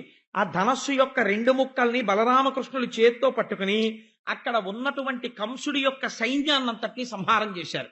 సంహారం చేసి ముందుకెడుతున్నారు. పెడుతుంటే కంసుడి యొక్క గుండెలు అదిరిపోయాయి. అమ్మ బాబోయ్, వచ్చేశాడు రోయ్ కృష్ణుడు, ధనస్సు కూడా విరిచేశాడు, ఇంకా నన్ను చంపేస్తాడు అనుకున్నాడు. కువలయాపీడం అని ఒక పెద్ద ఏనుగు, ఆ ఏనుగుని తోలించాడు కృష్ణుడి మీదకి. మావటి వాడికి చెప్పాడు, దాన్ని కృష్ణుడి మీదకి పురిగొల్పి విడిచిపెట్టు, అది కృష్ణుడిని తొక్కేస్తుంది, కృష్ణుడు మరణించాలని చెప్పాడు. ఆ ద్వారపాలకుడు అక్కడ ఉన్నటువంటి వాడు మావటి కలిసి ఆ కృష్ణుడి మీదకి ఏనుగుని నడిపించారు. నడిపిస్తే ఆ ఏనుగు వచ్చి ఆయన్ని గట్టిగా చుట్ట చుడితే ఆయన తొండంలోంచి జారిపోయి దాని 4 కాళ్ళకి మధ్యలో దూరితే అది 2 కాళ్ళ మధ్యలో తొండం పెట్టి వెతుకుతోంది కృష్ణ పరమాత్మ కోసం. ఆయన దొరకకుండా వెనక కాళ్ళ మధ్యలోంచి బయటికి వచ్చి దాని తోక పట్టుకుని 100 ధనస్సుల దూరం వెనక్కి ఈడిచేశారు. దాన్ని ఈడిచేసి సమస్త బ్రహ్మాండములు తన బొజ్జయందున్న వాడికి దిక్కుమాలిన ఏనుగులు లాగడం పెద్ద కష్టమా, గిరగిర తిప్పి విసిరేస్తే మావటివాడు పరిగెత్తుకెళ్ళి ఆ ఏనుగుని మరింత ప్రచోదనం చేశాడు. యుద్ధంలోనండి అన్నిటికన్నా అత్యంత ప్రమాదకరమైందేదో తెలుసా? ఏనుగే. గుర్రం తన మీద కూర్చున్నటువంటి వీరుణ్ణి తీసుకుని పరిగెడుతుంది అంతే. కానీ ఏనుగుకి నల్లమందు పెడతారు యుద్ధానికి తీసుకెళ్లేటప్పుడు. దానికి ఇంక అసలు ఒళ్ళు తెలియదు. ఒళ్ళు తెలియని స్థితిలో ఏనుగు నడుస్తూ శత్రు సంహారం చేస్తుంది. ఏనుగు వెళ్ళిపోతుంది అనుకోండి, దాని కాళ్ళ కింద ఉన్న వాళ్ళని తొండాలు పెట్టి లాగి కింద పడేసుకుంటూ ఉంటుంది, తొక్కుకుంటూ వెళ్ళిపోతూ ఉంటుంది. అది తొక్కుతుంటే చచ్చిపోతారు, తొండం పెట్టి కొడితే చచ్చిపోతారు, దంతం పెట్టి పొడిస్తే చచ్చిపోతారు, అది ఎవరి మీదన్నా పడితే చచ్చిపోతారు. కాబట్టి ఏనుగు అలా యుద్ధం చేయగలదు. అటువంటి ఏనుగుని పురిగొల్పాడు కృష్ణుడి మీదకి. అది చిన్ని కృష్ణుడి మీదకి పరిగెత్తుకొస్తోంది. వస్తుంటే ఆయన కాలందొక్కి సలీలుడైన గవుతో కంఠీరవేంద్రాకృతిన్ కేలం భీషణ దంతముల్ పెరిగి సక్షీణంబుగా మొత్తి గోసాలగ్రామణి వీరమౌళిమణియై ప్రణంబులన్ బాపెనా శైలేంద్రాభము ప్రాణలోభము నిజంచాచార గంధేభమున్. ఒక్కసారి తన కాలుతో దాని కాలు తొక్కేటప్పటికీ ఆ ఏనుగు మొర్రోన్ ఘింకరిస్తూ వంగిందిట. వంగేసరికి దాని 2 దంతాలు ఊడబెరికేశారు. ఊడబెరికి అరిచేత్తో దాని యొక్క ఆ కుంభస్థలం మీద ఒక్క దెబ్బ కొట్టారు. దాని కళ్ళల్లోంచి నోట్లోంచి నెత్తురు కక్కుతూ ఆ కోలయాపీయడం కింద పడిపోయింది. కింద పడిపోయిన తర్వాత ఈ దంతాలు పెట్టి అక్కడ ఉన్నటువంటి ఇతర వీరుల్ని మావటిని సంహరించి కృష్ణుడు లోపలికి ఎడుతున్నప్పుడు ఎంత గమ్మత్తుగా వెళ్ళాడో తెలుసా అండి? ఈ ఏనుగు దంతాలు 2 భుజాల మీద వేసుకుని లోపలికి వెళ్ళాడు. చిన్ని కృష్ణుడు ఒక చిన్న పట్టుపంచోటి కట్టుకుని నెమలీక పెట్టుకుని ఆ 2 దంతాలు వేసుకుని లోపలికి వెళ్ళిపోతున్నాడు. నీలాదేవిని తిరుప్పావయ్య అని మన వాళ్ళు చదువుతుంటారు కదా మార్గశీర్ష మాసంలో. ఆ నీలాదేవికి మంచం చేయించాల్సి వస్తే నేను అందరిలా మంచాలు కొండని చెక్కతో చేయించడం ఏమిటని చెప్పి ఈ కువలయాపీడం నుంచి లాగేసినటువంటి దంతాలతోటే మంచం చేయించేట ఆయన ఆవిడికి. అందుకని ఈ ఏనుగు దంతాలు వేసుకుని లోపలికి ఎడుతున్నాడు. ఈ కువలయాపీడము అన్న పేరు ఏనుగుకి చాలా ఆశ్చర్యంగా ఉంటుంది. కువలయాపీడము అంటే ఏమిటో తెలుసా అండి? కు అంటే భూమి, వలయము అంటే భూమండలం. ఈ భూమండలమును పీడించున్నది ఏది చెప్పండి? మీరు ఇలా భూమి మీద ఉండి పృథివీ వికారమైన మనం పూజ చేద్దామని కూర్చుందాం అనుకుంటే ముందు మనని అడ్డేది ఏదంటే దేహాత్మాభిమానమే. ఈ శరీరాహంకారమే మనని పాడు చేసేస్తుంది. ఇవాళ అంతసేపు కూర్చోవాలా అంటుంది ముందు. కూర్చున్న దగ్గర నుంచి అస్తమానం ఇలాగే ఏదో రాచకార్యం ఉన్న వాళ్ళే. పేపర్ చదవమనండి, అసలు ఇలా చూడ్డం. టీవీ చూడమనండి, ఇలా చూడ్డం. పనికి మాలిన కబుర్లు చెప్పమనండి, ఇలా చూడ్డం. పూజా మందిరంలోకి మర్చిపోకుండా వాచి పెట్టుకుని వెళ్తాడు. ఎందుకంటే అస్తమానం దీంతోనే పని. ఒక అరగంట కూర్చున్నాడు అనుకోండి, అమ్మ బాబోయ్ అరగంట సేపు కూర్చున్నానా అని ఇంకా తాను సాక్షాత్ మోక్షం కూడా దాటిపోతున్నట్టు, ఇంకంత పుణ్యాన్ని ఈశ్వరుడు కూడా భరించలేడు, ఏమైపోతాడో పరమాత్మ అని బెంగ పెట్టుకున్న వాళ్ళే లేచి వచ్చేస్తాడు. కాబట్టి కువలయాపీడము అంటే దేహమునకు సంబంధించినటువంటి అహంకారము. ఎందుకు పనికిరాని దీన్ని పట్టుకుని శాస్త్రమునందు దీన్ని ఏమని పిలుస్తారో తెలుసా అండి? మీకు ఒక మాట చెప్తే మీరు ఆశ్చర్యపోతారు. శాస్త్రంలో దీన్ని ఏమని పిలుస్తారంటే, మనం ఎవరు మీరంటే నేనని దీన్ని చూపిస్తాం. శాస్త్రంలో దీన్ని ఏమంటారంటే అన్నవికారము అని పిలుస్తారు. ఎంత గొప్ప మాట చూడండి. అన్నవికారం అంటే ఈ పృథివిలో పండినవి ఎన్నో తినేశావు, ఇది అయిందంట. నిజమే కదండి? ఎన్ని తినేశానో నేను పుట్టినప్పటి నుంచి, ఎన్ని పళ్ళు తినేశానో, ఎన్ని పాలు తాగేశానో, ఎంత అన్నం తినేశానో, తినేస్తే ఇంత శరీరం తయారైంది. ఈ పృథివీ వికారమైనటువంటి శరీరం, అన్నవికారమైన శరీరం ఏమవుతుంది అంటే, ఆశ్చర్యం ఏమిటంటే ఇందులో ఉన్నటువంటి రక్తము భూమిలోకి ఇంకిపోతుంది, ఇందులో ఉన్నటువంటి మాంసము కాలిపోతుంది, లేకపోతే పురుగులు తినేస్తాయి. నేను ఒక మాట చెప్తే మీరు భయపడతారు. నేను చెప్పచ్చో చెప్పకూడదో నాకు తెలియదు, కానీ మా అమ్మగారు శరీరం వదిలిపెట్టినప్పుడు నేను రుద్రభూమిలో కూర్చుని పూజ చేస్తుంటే ఇంతంత పురుగులు నోళ్లు కనపడేటట్టుగా బయటికి వచ్చాయి తొడల కిందకి. వస్తే నేను భయపడ్డాను, ఏమిట్రా బాబు ఇన్ని పురుగులు వచ్చేస్తున్నాయి అంటే. పూజ చేయించే ఆయనకి అలవాటు ఉన్నవాడు కదా, ఆయన అన్నాడు, అవి ప్రాణం ఉన్న వాళ్ళని కొరకవండి. మామూలు శరీరం అయితే భూమిలో పెట్టిన పావు గంట తర్వాత తీసేటప్పటికి 70% తినేస్తాయి. అవి ప్రాణం ఉందని వాటికి తెలుసు. అవి అలా వచ్చి ఇలా ఇలా ఇలా ముట్టుకుంటాయి. ముట్టుకుని వీడు ఇంకా బతికున్నాడని వెళ్ళిపోతాయి. 5 నిమిషాల్లో వెళ్ళిపోతాయి భూమిలోకి, మీరు అలా కూర్చోండి అన్నాడు. అవి వెళ్ళిపోయాయి, భూమిలోకి రాలేదు. కాబట్టి ఏమైపోతుంది ఈ శరీరం అంటే పృథ్వీలో కలిసిపోతుంది. వెంట్రుకలు ఒక్కటి మాత్రం చెట్ల మొదళ్ళని పట్టుకుంటాయి వెళ్ళి. ఈ పాటి దానికి దీన్ని చూపించి ఎంత పొగరో, ఇలా చూపించడం, రెచ్చిపోతూ ఉండడం, అహంకారానికి వెళ్ళిపోవడం, లేనిపోని పాపాలు మూట కట్టుకోవడానికి దీన్ని వాడుకోవడం. ఎందుకు వచ్చిన భ్రాంతి? కాబట్టి దీన్ని ఏమని పిలిచారో చూడండి భాగవతంలో, కువలయా పీడము. జ్ఞానము లేని వాడికి ఇది ఎందుకు పనికొస్తుంది? వాణ్ణి వాడు పీడించుకోవడానికి పనికొస్తుంది, పాపం బాగా మూట కట్టుకోవడానికి. ఒక మహాపురుషుడికి ఎందుకు పనికొస్తుంది? దీంతో పుణ్యం చేయడానికి, వినయంతో నమస్కారం చేయడానికి, ఈశ్వరుణ్ణి ఆరాధించడానికి, తాను ఇక్కడ ఉన్నన్నాళ్ళు హాయిగా ఉండి సంతోషంగా గట్టెక్కేయడానికి ఇది పనికొస్తుంది. అలా కంసుడి ముందున్న ఏనుగు ఎందుకు పనికొస్తుంది? కువలయాపీడమో పాడు చేయడానికి పనికొస్తుంది. లోపల అజ్ఞానం ఉంది కాబట్టి. ఇప్పుడు ఈ కువలయాపీడాన్ని ఎవరు సంహరించాలి? కృష్ణుడు సంహరించాలి. కాబట్టి ఆయన సంహరించాడు కువలయాపీడాన్ని. దాటి లోపలికి వెళ్ళాడు. చాణూర ముష్టికులున్నారు. ఒకవేళ ఎవడైనా దేహాత్మాభిమానాన్ని దాటాడు అనుకోండి, నోర్మొయ్ దీంతో నేను పుణ్యమే చెయ్యాలి కూర్చోలాగా అన్నారు అనుకోండి మీరు పూజ గదిలో, ఇది లోపల కూర్చుంటుంది. కానీ ఇది ఏం చేస్తుందో తెలుసా అండి? ఇంకొక నాటకం మొదలెడుతుంది. ఈ లోపల నుంచి 1 కామము, 2 క్రోధము, ఇద్దరిని పుట్టిస్తుంది. ఇవాళ ఇంత పూజ చేస్తున్నాం కదా, మనం ఆఫీస్కి వెళ్ళేటప్పటికి తప్పకుండా మనకి పని అయిపోయేటట్టే చేయడే ఈశ్వరా అంటే బేరం పెట్టేయడం మొదలెట్టేస్తుంది. తప్ప ఇప్పుడు నాన్నగారి కాళ్ళు రాత్రి ఒత్తుతున్నాడు అనుకోండి, నాన్నగారు పడుకున్నప్పుడు నాన్నగారు చాలా సంతోషంగా, నాన్న రోజు నా కాళ్ళు ఒత్తకుండా పడుకోవురా, ఎంత అదృష్టం రా నీలాంటి కొడుకు అన్నాడు అనుకోండి.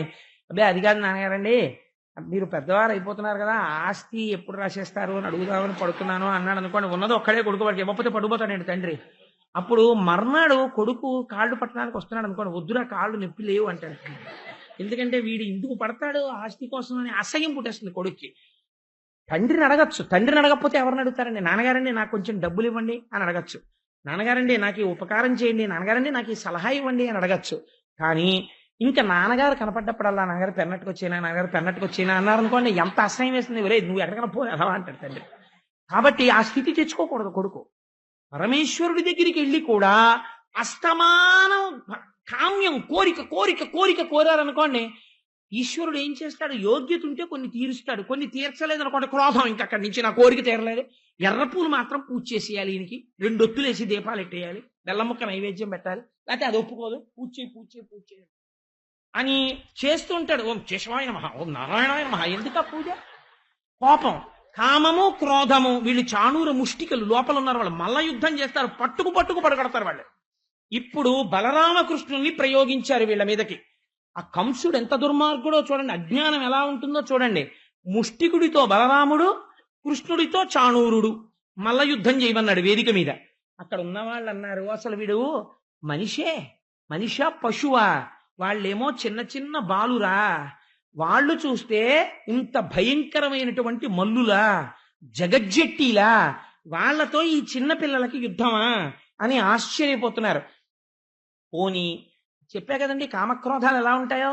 వాళ్ళైనా మర్యాదగా పోనీ, అయ్యో పిల్లలు వాళ్ళతో మనకి యుద్ధం ఏమిటి అన్న భావన వాళ్ళకుందా? వాళ్ళన్నారు, మహిమతో ఉండంగా మధురా నగరము కాని సొంపార వైకుంఠపురము కాదు, గర్వించి ఉండంగా కంసుని సభ కాని సంసార రహితుల సభయు కాదు, ప్రకటించి వినగనా బాహునాదము కాని నారద వీణాస్వనంబు కాదు, చతురులాడంగ మల్లజన నిగ్రహము కాని రమతోడి ప్రణయ నిగ్రహము కాదు, సాగి తిరుగంగ వేదాంత విధి కాదు, మొరగిపో మునిజనముల మూల కాదు, శౌరి నామూల నీవెందుపోయేదింకా. వాడికి వచ్చినవాడు పరాత్పరుడు అని తెలిసిపోతోంది, ఇంతమందిని చంపాడు అని తెలిసిపోతోంది. అయినా వాడికి ఎంత అహంకారమో చూడండి కామక్రోధాలకి. వాడన్నాడు, ఇదేం వైకుంఠపురం అనుకుంటున్నావా? కంసుడి సభ. ఇదేమైనా సంసారాన్ని వదిలిపెట్టేసిన వాళ్ళ సభ అనుకుంటున్నావా? ఇదంతా గర్వించి ఉన్న వాళ్ళ సభ. ఇదేమైనా నారదుడు మీనేటటువంటి వీణనుకుంటున్నావా? కాలదండం లాంటి నా పిడిగుద్దు. ఇది ఏమైనా లక్ష్మీదేవితో పరాచకాలాడడం అనుకుంటున్నావా? నాతోటి యుద్ధం, నా భుజాల్ని నేను కొట్టినప్పుడు వచ్చే ధ్వని. పిల్లడా నాతో యుద్ధం చేస్తావా? నువ్వెక్కడికి పారిపోతావు? పారిపోవడానికి భక్తుల గుండెల్లేవు, సాగి నువ్వు నడవడానికి వేదాంత వీధి కాదు, రా నిన్ను మట్టు పెడతానన్నాడు. ఇద్దరూ కలియబడ్డారు, చాణూరుడితో కృష్ణుడు, ముష్టికుడితో బలరాముడు. బ్రహ్మాండమైన మల్ల యుద్ధం జరిగింది. గరుడు పాముల్ని పట్టుకుని ఎగరేసుకుపోయినట్టుగా ఇద్దరు వాళ్ళిద్దరిని సంహరించారు. వీళ్ళిద్దరినీ సంహరించగానే కోలయాపీడమా మరణించింది, ధనస్సా విరిచేశాడు, చాణూర ముష్టికులా మరణించారు. కంసుడి గుండె అదిరిపోయింది. ఆ సింహాసనం మీద కూర్చుని ఉన్నాడు. వెంటనే కత్తి పైకి తీసి, ఒరే ఉగ్రసేనుడు ఎక్కడున్నాడో బంధించండి, వసుదేవుణ్ణి సంహరించండి, దేవకిని సంహరించండి, ఈ గోపాల బారుని మట్టు పెట్టండి అని ఉన్మాదంతో కేకలేస్తున్నాడు. ఒక పిచ్చి ఎక్కువైపోయిన వాడు ఆఖరికి వెర్రి పెంచుకుపోయి ఎలా చచ్చిపోతాడో చూడండి. పోతన గారు ఎంత అద్భుతమైన పద్యం రాశారంటే, ఆ మంచాగ్రంబున నుండి రంగధరణి మధ్యంబునన్ కూలియే సంచారంబును చేలేక చిక్కి జనులు ఆశ్చర్యంబునం చూడగా పంచత్వంబును పొందియున్న కుమతున్ కంజాక్షుడిచ్చన్ వడిన్ పంచాస్యంబు గజేంద్రునిచ్చు పగిదిన్ బాహోబలోల్లాసియై. కృష్ణుడు ఒక్క దూకాడంతే ఆ సింహాసనం మీదకి. వాడి జుత్తు పట్టుకున్నాడు ఇలా కంసుడిది, అంతే వాడు పంచత్వం పొందేసి చచ్చిపోయాడు. వాడు కత్తి విసరలేదు, యుద్ధం చేయలేదు, ఏమీ చేయలేదు. వాడు ఎందుకు చచ్చిపోయాడు అంటే వాడు ఎప్పటి నుంచో చచ్చిపోతున్నాడు. వాడు కృష్ణుడు వచ్చేస్తాడేమో, నన్ను చంపేస్తాడేమో, కృష్ణుడు వస్తాడేమో, చంపేస్తాడేమో, ఇదే భయం. నిజంగా కృష్ణుడు గుండెల మీద కూర్చునేటప్పటికీ ఇంకా నా మహా యుద్ధం అంటే అయిపోయింది అనుకున్నాడు, అయిపోయాడు అంతే. పంచత్వంబును. పోతన గారు ఎంత గొప్ప మాట వాడేశారో చూడండి. వాడు చచ్చిపోయడం లేదు. పంచత్వంబును వాడి పృథివీలోకి, జలం జలంలోకి, ఆకాశం ఆకాశంలోకి, అగ్ని అగ్నిలోకి వెళ్ళిపోయారా అన్నాడు అంతే. పంచత్వంబును పొందియున్న కుమతున్ కంజాక్షుడీచ్చన్ వడిన్. ఆ కృష్ణుడు ఆ కంసుణ్ణి పట్టుకుని సింహం ఏనుగుని ఎలా ఎత్తుకుపోతుందో అలా కిందకి ఈడ్చుకొచ్చి గిరగిర గిరగిర తిప్పి ఆ శరీరాన్ని సభామధ్యంలో పారేశారు. తదనంతరం ఉగ్రసేనుడికి పట్టాభిషేకం చేసి దేవకీ వసుదేవుల్ని విడుదల చేసి యజ్ఞోపవీతాలు వేసుకుని ఉపనయన సంస్కారం పొందారు. పాపం అక్కడెక్కడో ఉండిపోయారు. ఆ యశోదాదులు బెంగ పెట్టుకుని ఉన్నారని ఉద్ధవుణ్ణి పంపించారు. అక్కడ భ్రమర గీతలు జరిగాయి. జరిగిన తర్వాత ఆ గోపికా గీతలు అని వాళ్ళు మాట్లాడతారు. ఇది పూర్తయిన తర్వాత ఒక ముఖ్యమైన ఘట్టం పూర్తి చేస్తే తప్ప రేపు ఆయన్ని పెళ్లి కొడుకుని చేయడం కుదరదు. జరాసంధుడు యుద్ధానికి వచ్చాడు. ఎందుకు వచ్చాడో తెలుసా అండి? కంసుడి యొక్క భార్యలు ఇద్దరు జరాసంధుడి కూతుళ్ళు. వీళ్ళు వెళ్లి జరాసంధుడికి మొరబెట్టుకున్నారు, మాకు వైధవ్యం వచ్చింది, కృష్ణుడు సంహరించాడు మా భర్తని. జరాసంధుడికి కోపం వచ్చి అక్షౌహిణీల సైన్యాన్ని తీసుకుని కృష్ణుడి మీదకి యుద్ధానికి వచ్చాడు. కృష్ణుడు అనుకున్నట్ట, నా అవతారం దేనికి వచ్చింది? రాక్షస సంహారానికి కదా, భూభారాన్ని తగ్గించడానికి కదా. నేను వెతుక్కుంటూ వెతుక్కుంటూ వెళ్ళి ప్రతి చెడ్డవాణ్ణి నేను ఎక్కడ చంపుతాను? వీడిని చంపకుండా వదిలేసి వీడు తెచ్చిన వాళ్ళని చంపేస్తుంటే వీడు మళ్ళీ వెళ్ళి పోగేస్తుంటాడు చెడ్డవాళ్ళని. ఎందుకంటే అలాంటి వాడి కనుక అలాంటి వాళ్ళేగా చేరుతారు. Birds of same feather flock together. వీడు వెళ్ళి మళ్ళీ చేరుస్తాడు, చేర్చి మళ్ళీ వస్తుంటాడు. మళ్ళీ వీడిని వదులుతుండడం, వాళ్ళని చంపుతుండడం, మళ్ళీ వీడు వెళ్ళిపోతుంటాడు, మళ్ళీ తీసుకొస్తుంటాడు, మళ్ళీ చంపుతుండడం. ఇలా 17 మాటలు వచ్చాడు. 17 మాటలు అక్షౌహిణీల సైన్యాన్ని కృష్ణుడు చంపాడు. 18వ మాట మళ్ళీ వస్తున్నాడు జరాసంధుడు. వస్తుంటే ఇప్పుడు కృష్ణుడు ఒక చిత్రమైన పని చేశాడు. ఆయన 18వసారి జరాసంధుడు యుద్ధానికి వస్తున్నప్పుడు తన యొక్క పట్టణమైన మధురానగరాన్ని ముట్టడిస్తే అమాయకులైన గోపాల బాలురు మరణిస్తారని సముద్రాన్ని చోటడిగాడు. నాకు సముద్రంలో ఇంత చోటిస్తే జలదుర్గం కట్టుకుంటాను అని సముద్రుడు చోటిచ్చాడు. ఆనాడు విశ్వకర్మని అడిగి ద్వారకానగర నిర్మాణం సముద్ర గర్భంలో చేశాడు. ఆనాడు కట్టిన ద్వారక పరమ సత్యం అనడానికి ఈ మధ్య బయటపడినటువంటి అవశేషాలే గుర్తు. ఆ ద్వారకా నగరానికి తన మాయాశక్తితో ఎవరికి ప్రమాదం రాకుండా, ఎవరికీ తెలియకుండా అందరినీ ద్వారకకి చేర్చేశాడు. తాను బలరాముడు మాత్రమే మధురలో ఉన్నారు. ఈలోగా నారదుడు బయలుదేరి కాలయవనుడని ఒక ఆయన పెద్ద జడోటి వేసుకుంటాడు, నల్లగా ఉంటాడు. ఆయనకు ఒక వరం ఉంది, యాదవులు ఎవ్వరూ కూడా ఆయన్ని చంపలేరు. ఆయన దగ్గరికి వెళ్ళి నారదుడు ఒక మాట చెప్పాడు, నువ్వు అందరి మీదకి యుద్ధానికి ఎడుతుంటావు కదా, అసలు నిన్ను చంపగలిగిన వాడు, నీతో యుద్ధం చేయగలిగిన వాడు వాడు ఉన్నాడు. పిల్లాళ్లే ఉంటాడు, నల్లని మబ్బులా ఉంటాడు, శ్రీవత్సం అనే పుట్టుమచ్చ చోటు ఉంటుంది, కౌస్తుభ వజ్రం పెట్టుకుంటాడు, తుమ్మెదులు మూగుతున్నటువంటి వనమాల వేసుకుంటాడు, కాళ్ళకి చక్కటి పారాణి పెట్టుకుంటాడు, మెరిసిపోతుంటాడు, చేతిలో వేణువు పట్టుకుంటుంటాడు. కృష్ణుడు అంటారు, మధురలో ఉన్నారు, వెళ్ళి యుద్ధం చేయన్నాడు. ఆ కాలయవనులు తన యొక్క యవన సైన్యాన్నంతటినీ తీసుకుని వచ్చాడు. వస్తే కృష్ణ పరమాత్మ చూశారు. చూసి అందరూ వెళ్ళిపోయారు కదా ద్వారకకి. ఈ శత్రు సైన్యం అంతా కోట బయట విడిది చేసింది కృష్ణుడితో యుద్ధానికి. మరునాడు ఉదయం కృష్ణుడి సైన్యం అంతా బయటికి వస్తుందని చూస్తున్నారు. ఎవరైనా ఉంటే కదా సైన్యం లోపల, ఎవరు లేడు, బలరాముడు కృష్ణుడు ఉన్నాడు. కృష్ణుడు చాలా నిశ్శబ్దంగా 2 చేతులు వెనక్కి పెట్టుకుని తన సైన్యాన్ని ఇన్స్పెక్షన్ చేసేవాళ్ళ అలా చూస్తూ నడుస్తూ కాలయవనుడి దగ్గరికి వస్తున్నాడు. కాలయవనుడు తెల్లబోయాడు. ఏమిటా కోటలోంచి ఒక్కడే వస్తున్నాడు, ఎవరైనా అని చూస్తున్నాడు. వాడు తెల్లబోయాడు. చూస్తుంటే ఈయన దగ్గరికి వస్తున్నాడు కృష్ణుడు. అరే, నల్లగా ఉన్నాడు, పచ్చటి పట్టుపంచ కట్టుకున్నాడు, మత్స కనపడుతోంది, అదే శ్రీవత్సం అనుకుంటాను, కౌస్తుభమణి ధరించాడు, తుమ్మిదలు రొద చేస్తున్న వనమాల వేసుకున్నాడు, పిల్లన గ్రోవు పెట్టుకున్నాడు, నెమలి పింఛం పెట్టుకున్నాడు, కిరీటంతో ఉన్నాడు, చాలా సౌందర్యంగా ఉన్నాడు. వీడే కృష్ణుడైతే మరి ఇదేమిటి ఇలా వచ్చేస్తున్నాడు అనుకుని కృష్ణుడేనేమో అనుమానం నిజం చేసుకుందామని, కృష్ణ నీకోసమే వచ్చాను ఆగాగన్నాడు.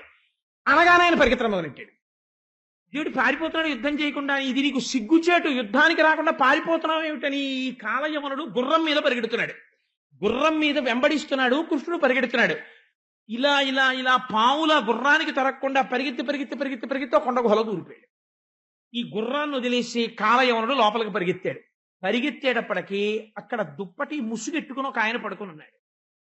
ఇంకా పరిగెత్తలేక, భీరువా ఇక్కడికి వచ్చి పడుకున్నావా, లేని కాల్తో ఒక్క తన్ను తన్నాడు. ఎవడ్రా నన్ను నిద్ర లేపిన వాడని ఇంకో ఆయన లేచాడు ఆ ముసుగులోంచి. లేచి ఆయన తీవ్రంగా చూసేటప్పటికి ఈ కాలయవనులు బూడిదైపోయి కింద పడి.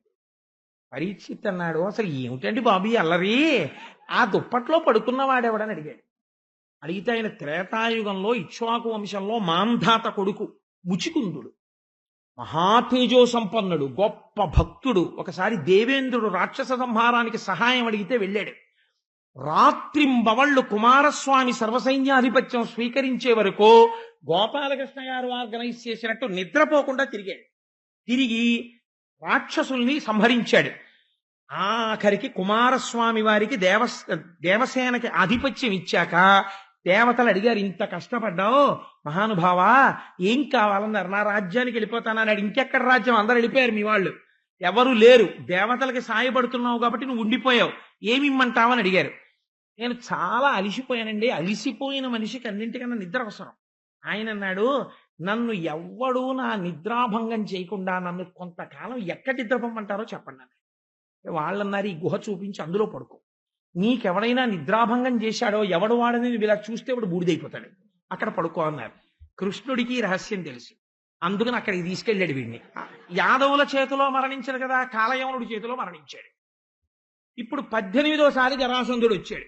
18వసారి జరాసంధుడు యుద్ధానికి వచ్చిన తర్వాత బలరామకృష్ణులు ఇద్దరు మళ్ళీ కోటలోంచి బయటకు వచ్చి పరుగు మొదలెట్టారు. మళ్ళీ భీరువా భీరువా నువ్వు అలా పారిపోతావా అని జరాసంధుడు వెంట తగిలాడు. ప్రశ్రవణ పర్వతం అనేటటువంటి ఒక పెద్ద ప్రవర్షణ పర్వతం అనేటటువంటి పర్వతం ఎక్కి ఆ పొదల్లోకి దూరిపోయారు బలరామకృష్ణులు. అక్కడ ఇంద్రుడు వర్షాలు ఎక్కువ కురిపిస్తుంటాడు. చెట్లన్నీ చీకటితో ఉంటాయి, ఒకప్పుడు అన్నవరం ఉన్నట్టు. అంత చీకటితో ఉంటే వాళ్ళకి బలరామకృష్ణుడు కనపడలేదు.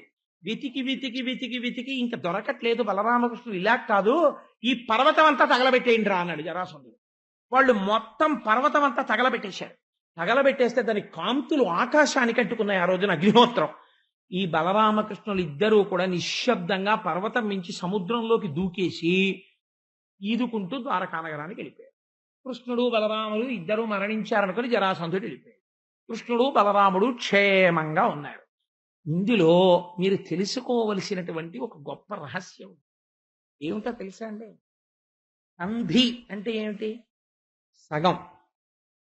సంధికాలం వచ్చిందండి అంటారు, యుగ సంధి వచ్చింది అంటాం. సంధ్య అన్న మాట అందుకే పూర్వోత్తర సంధ్యలు అని.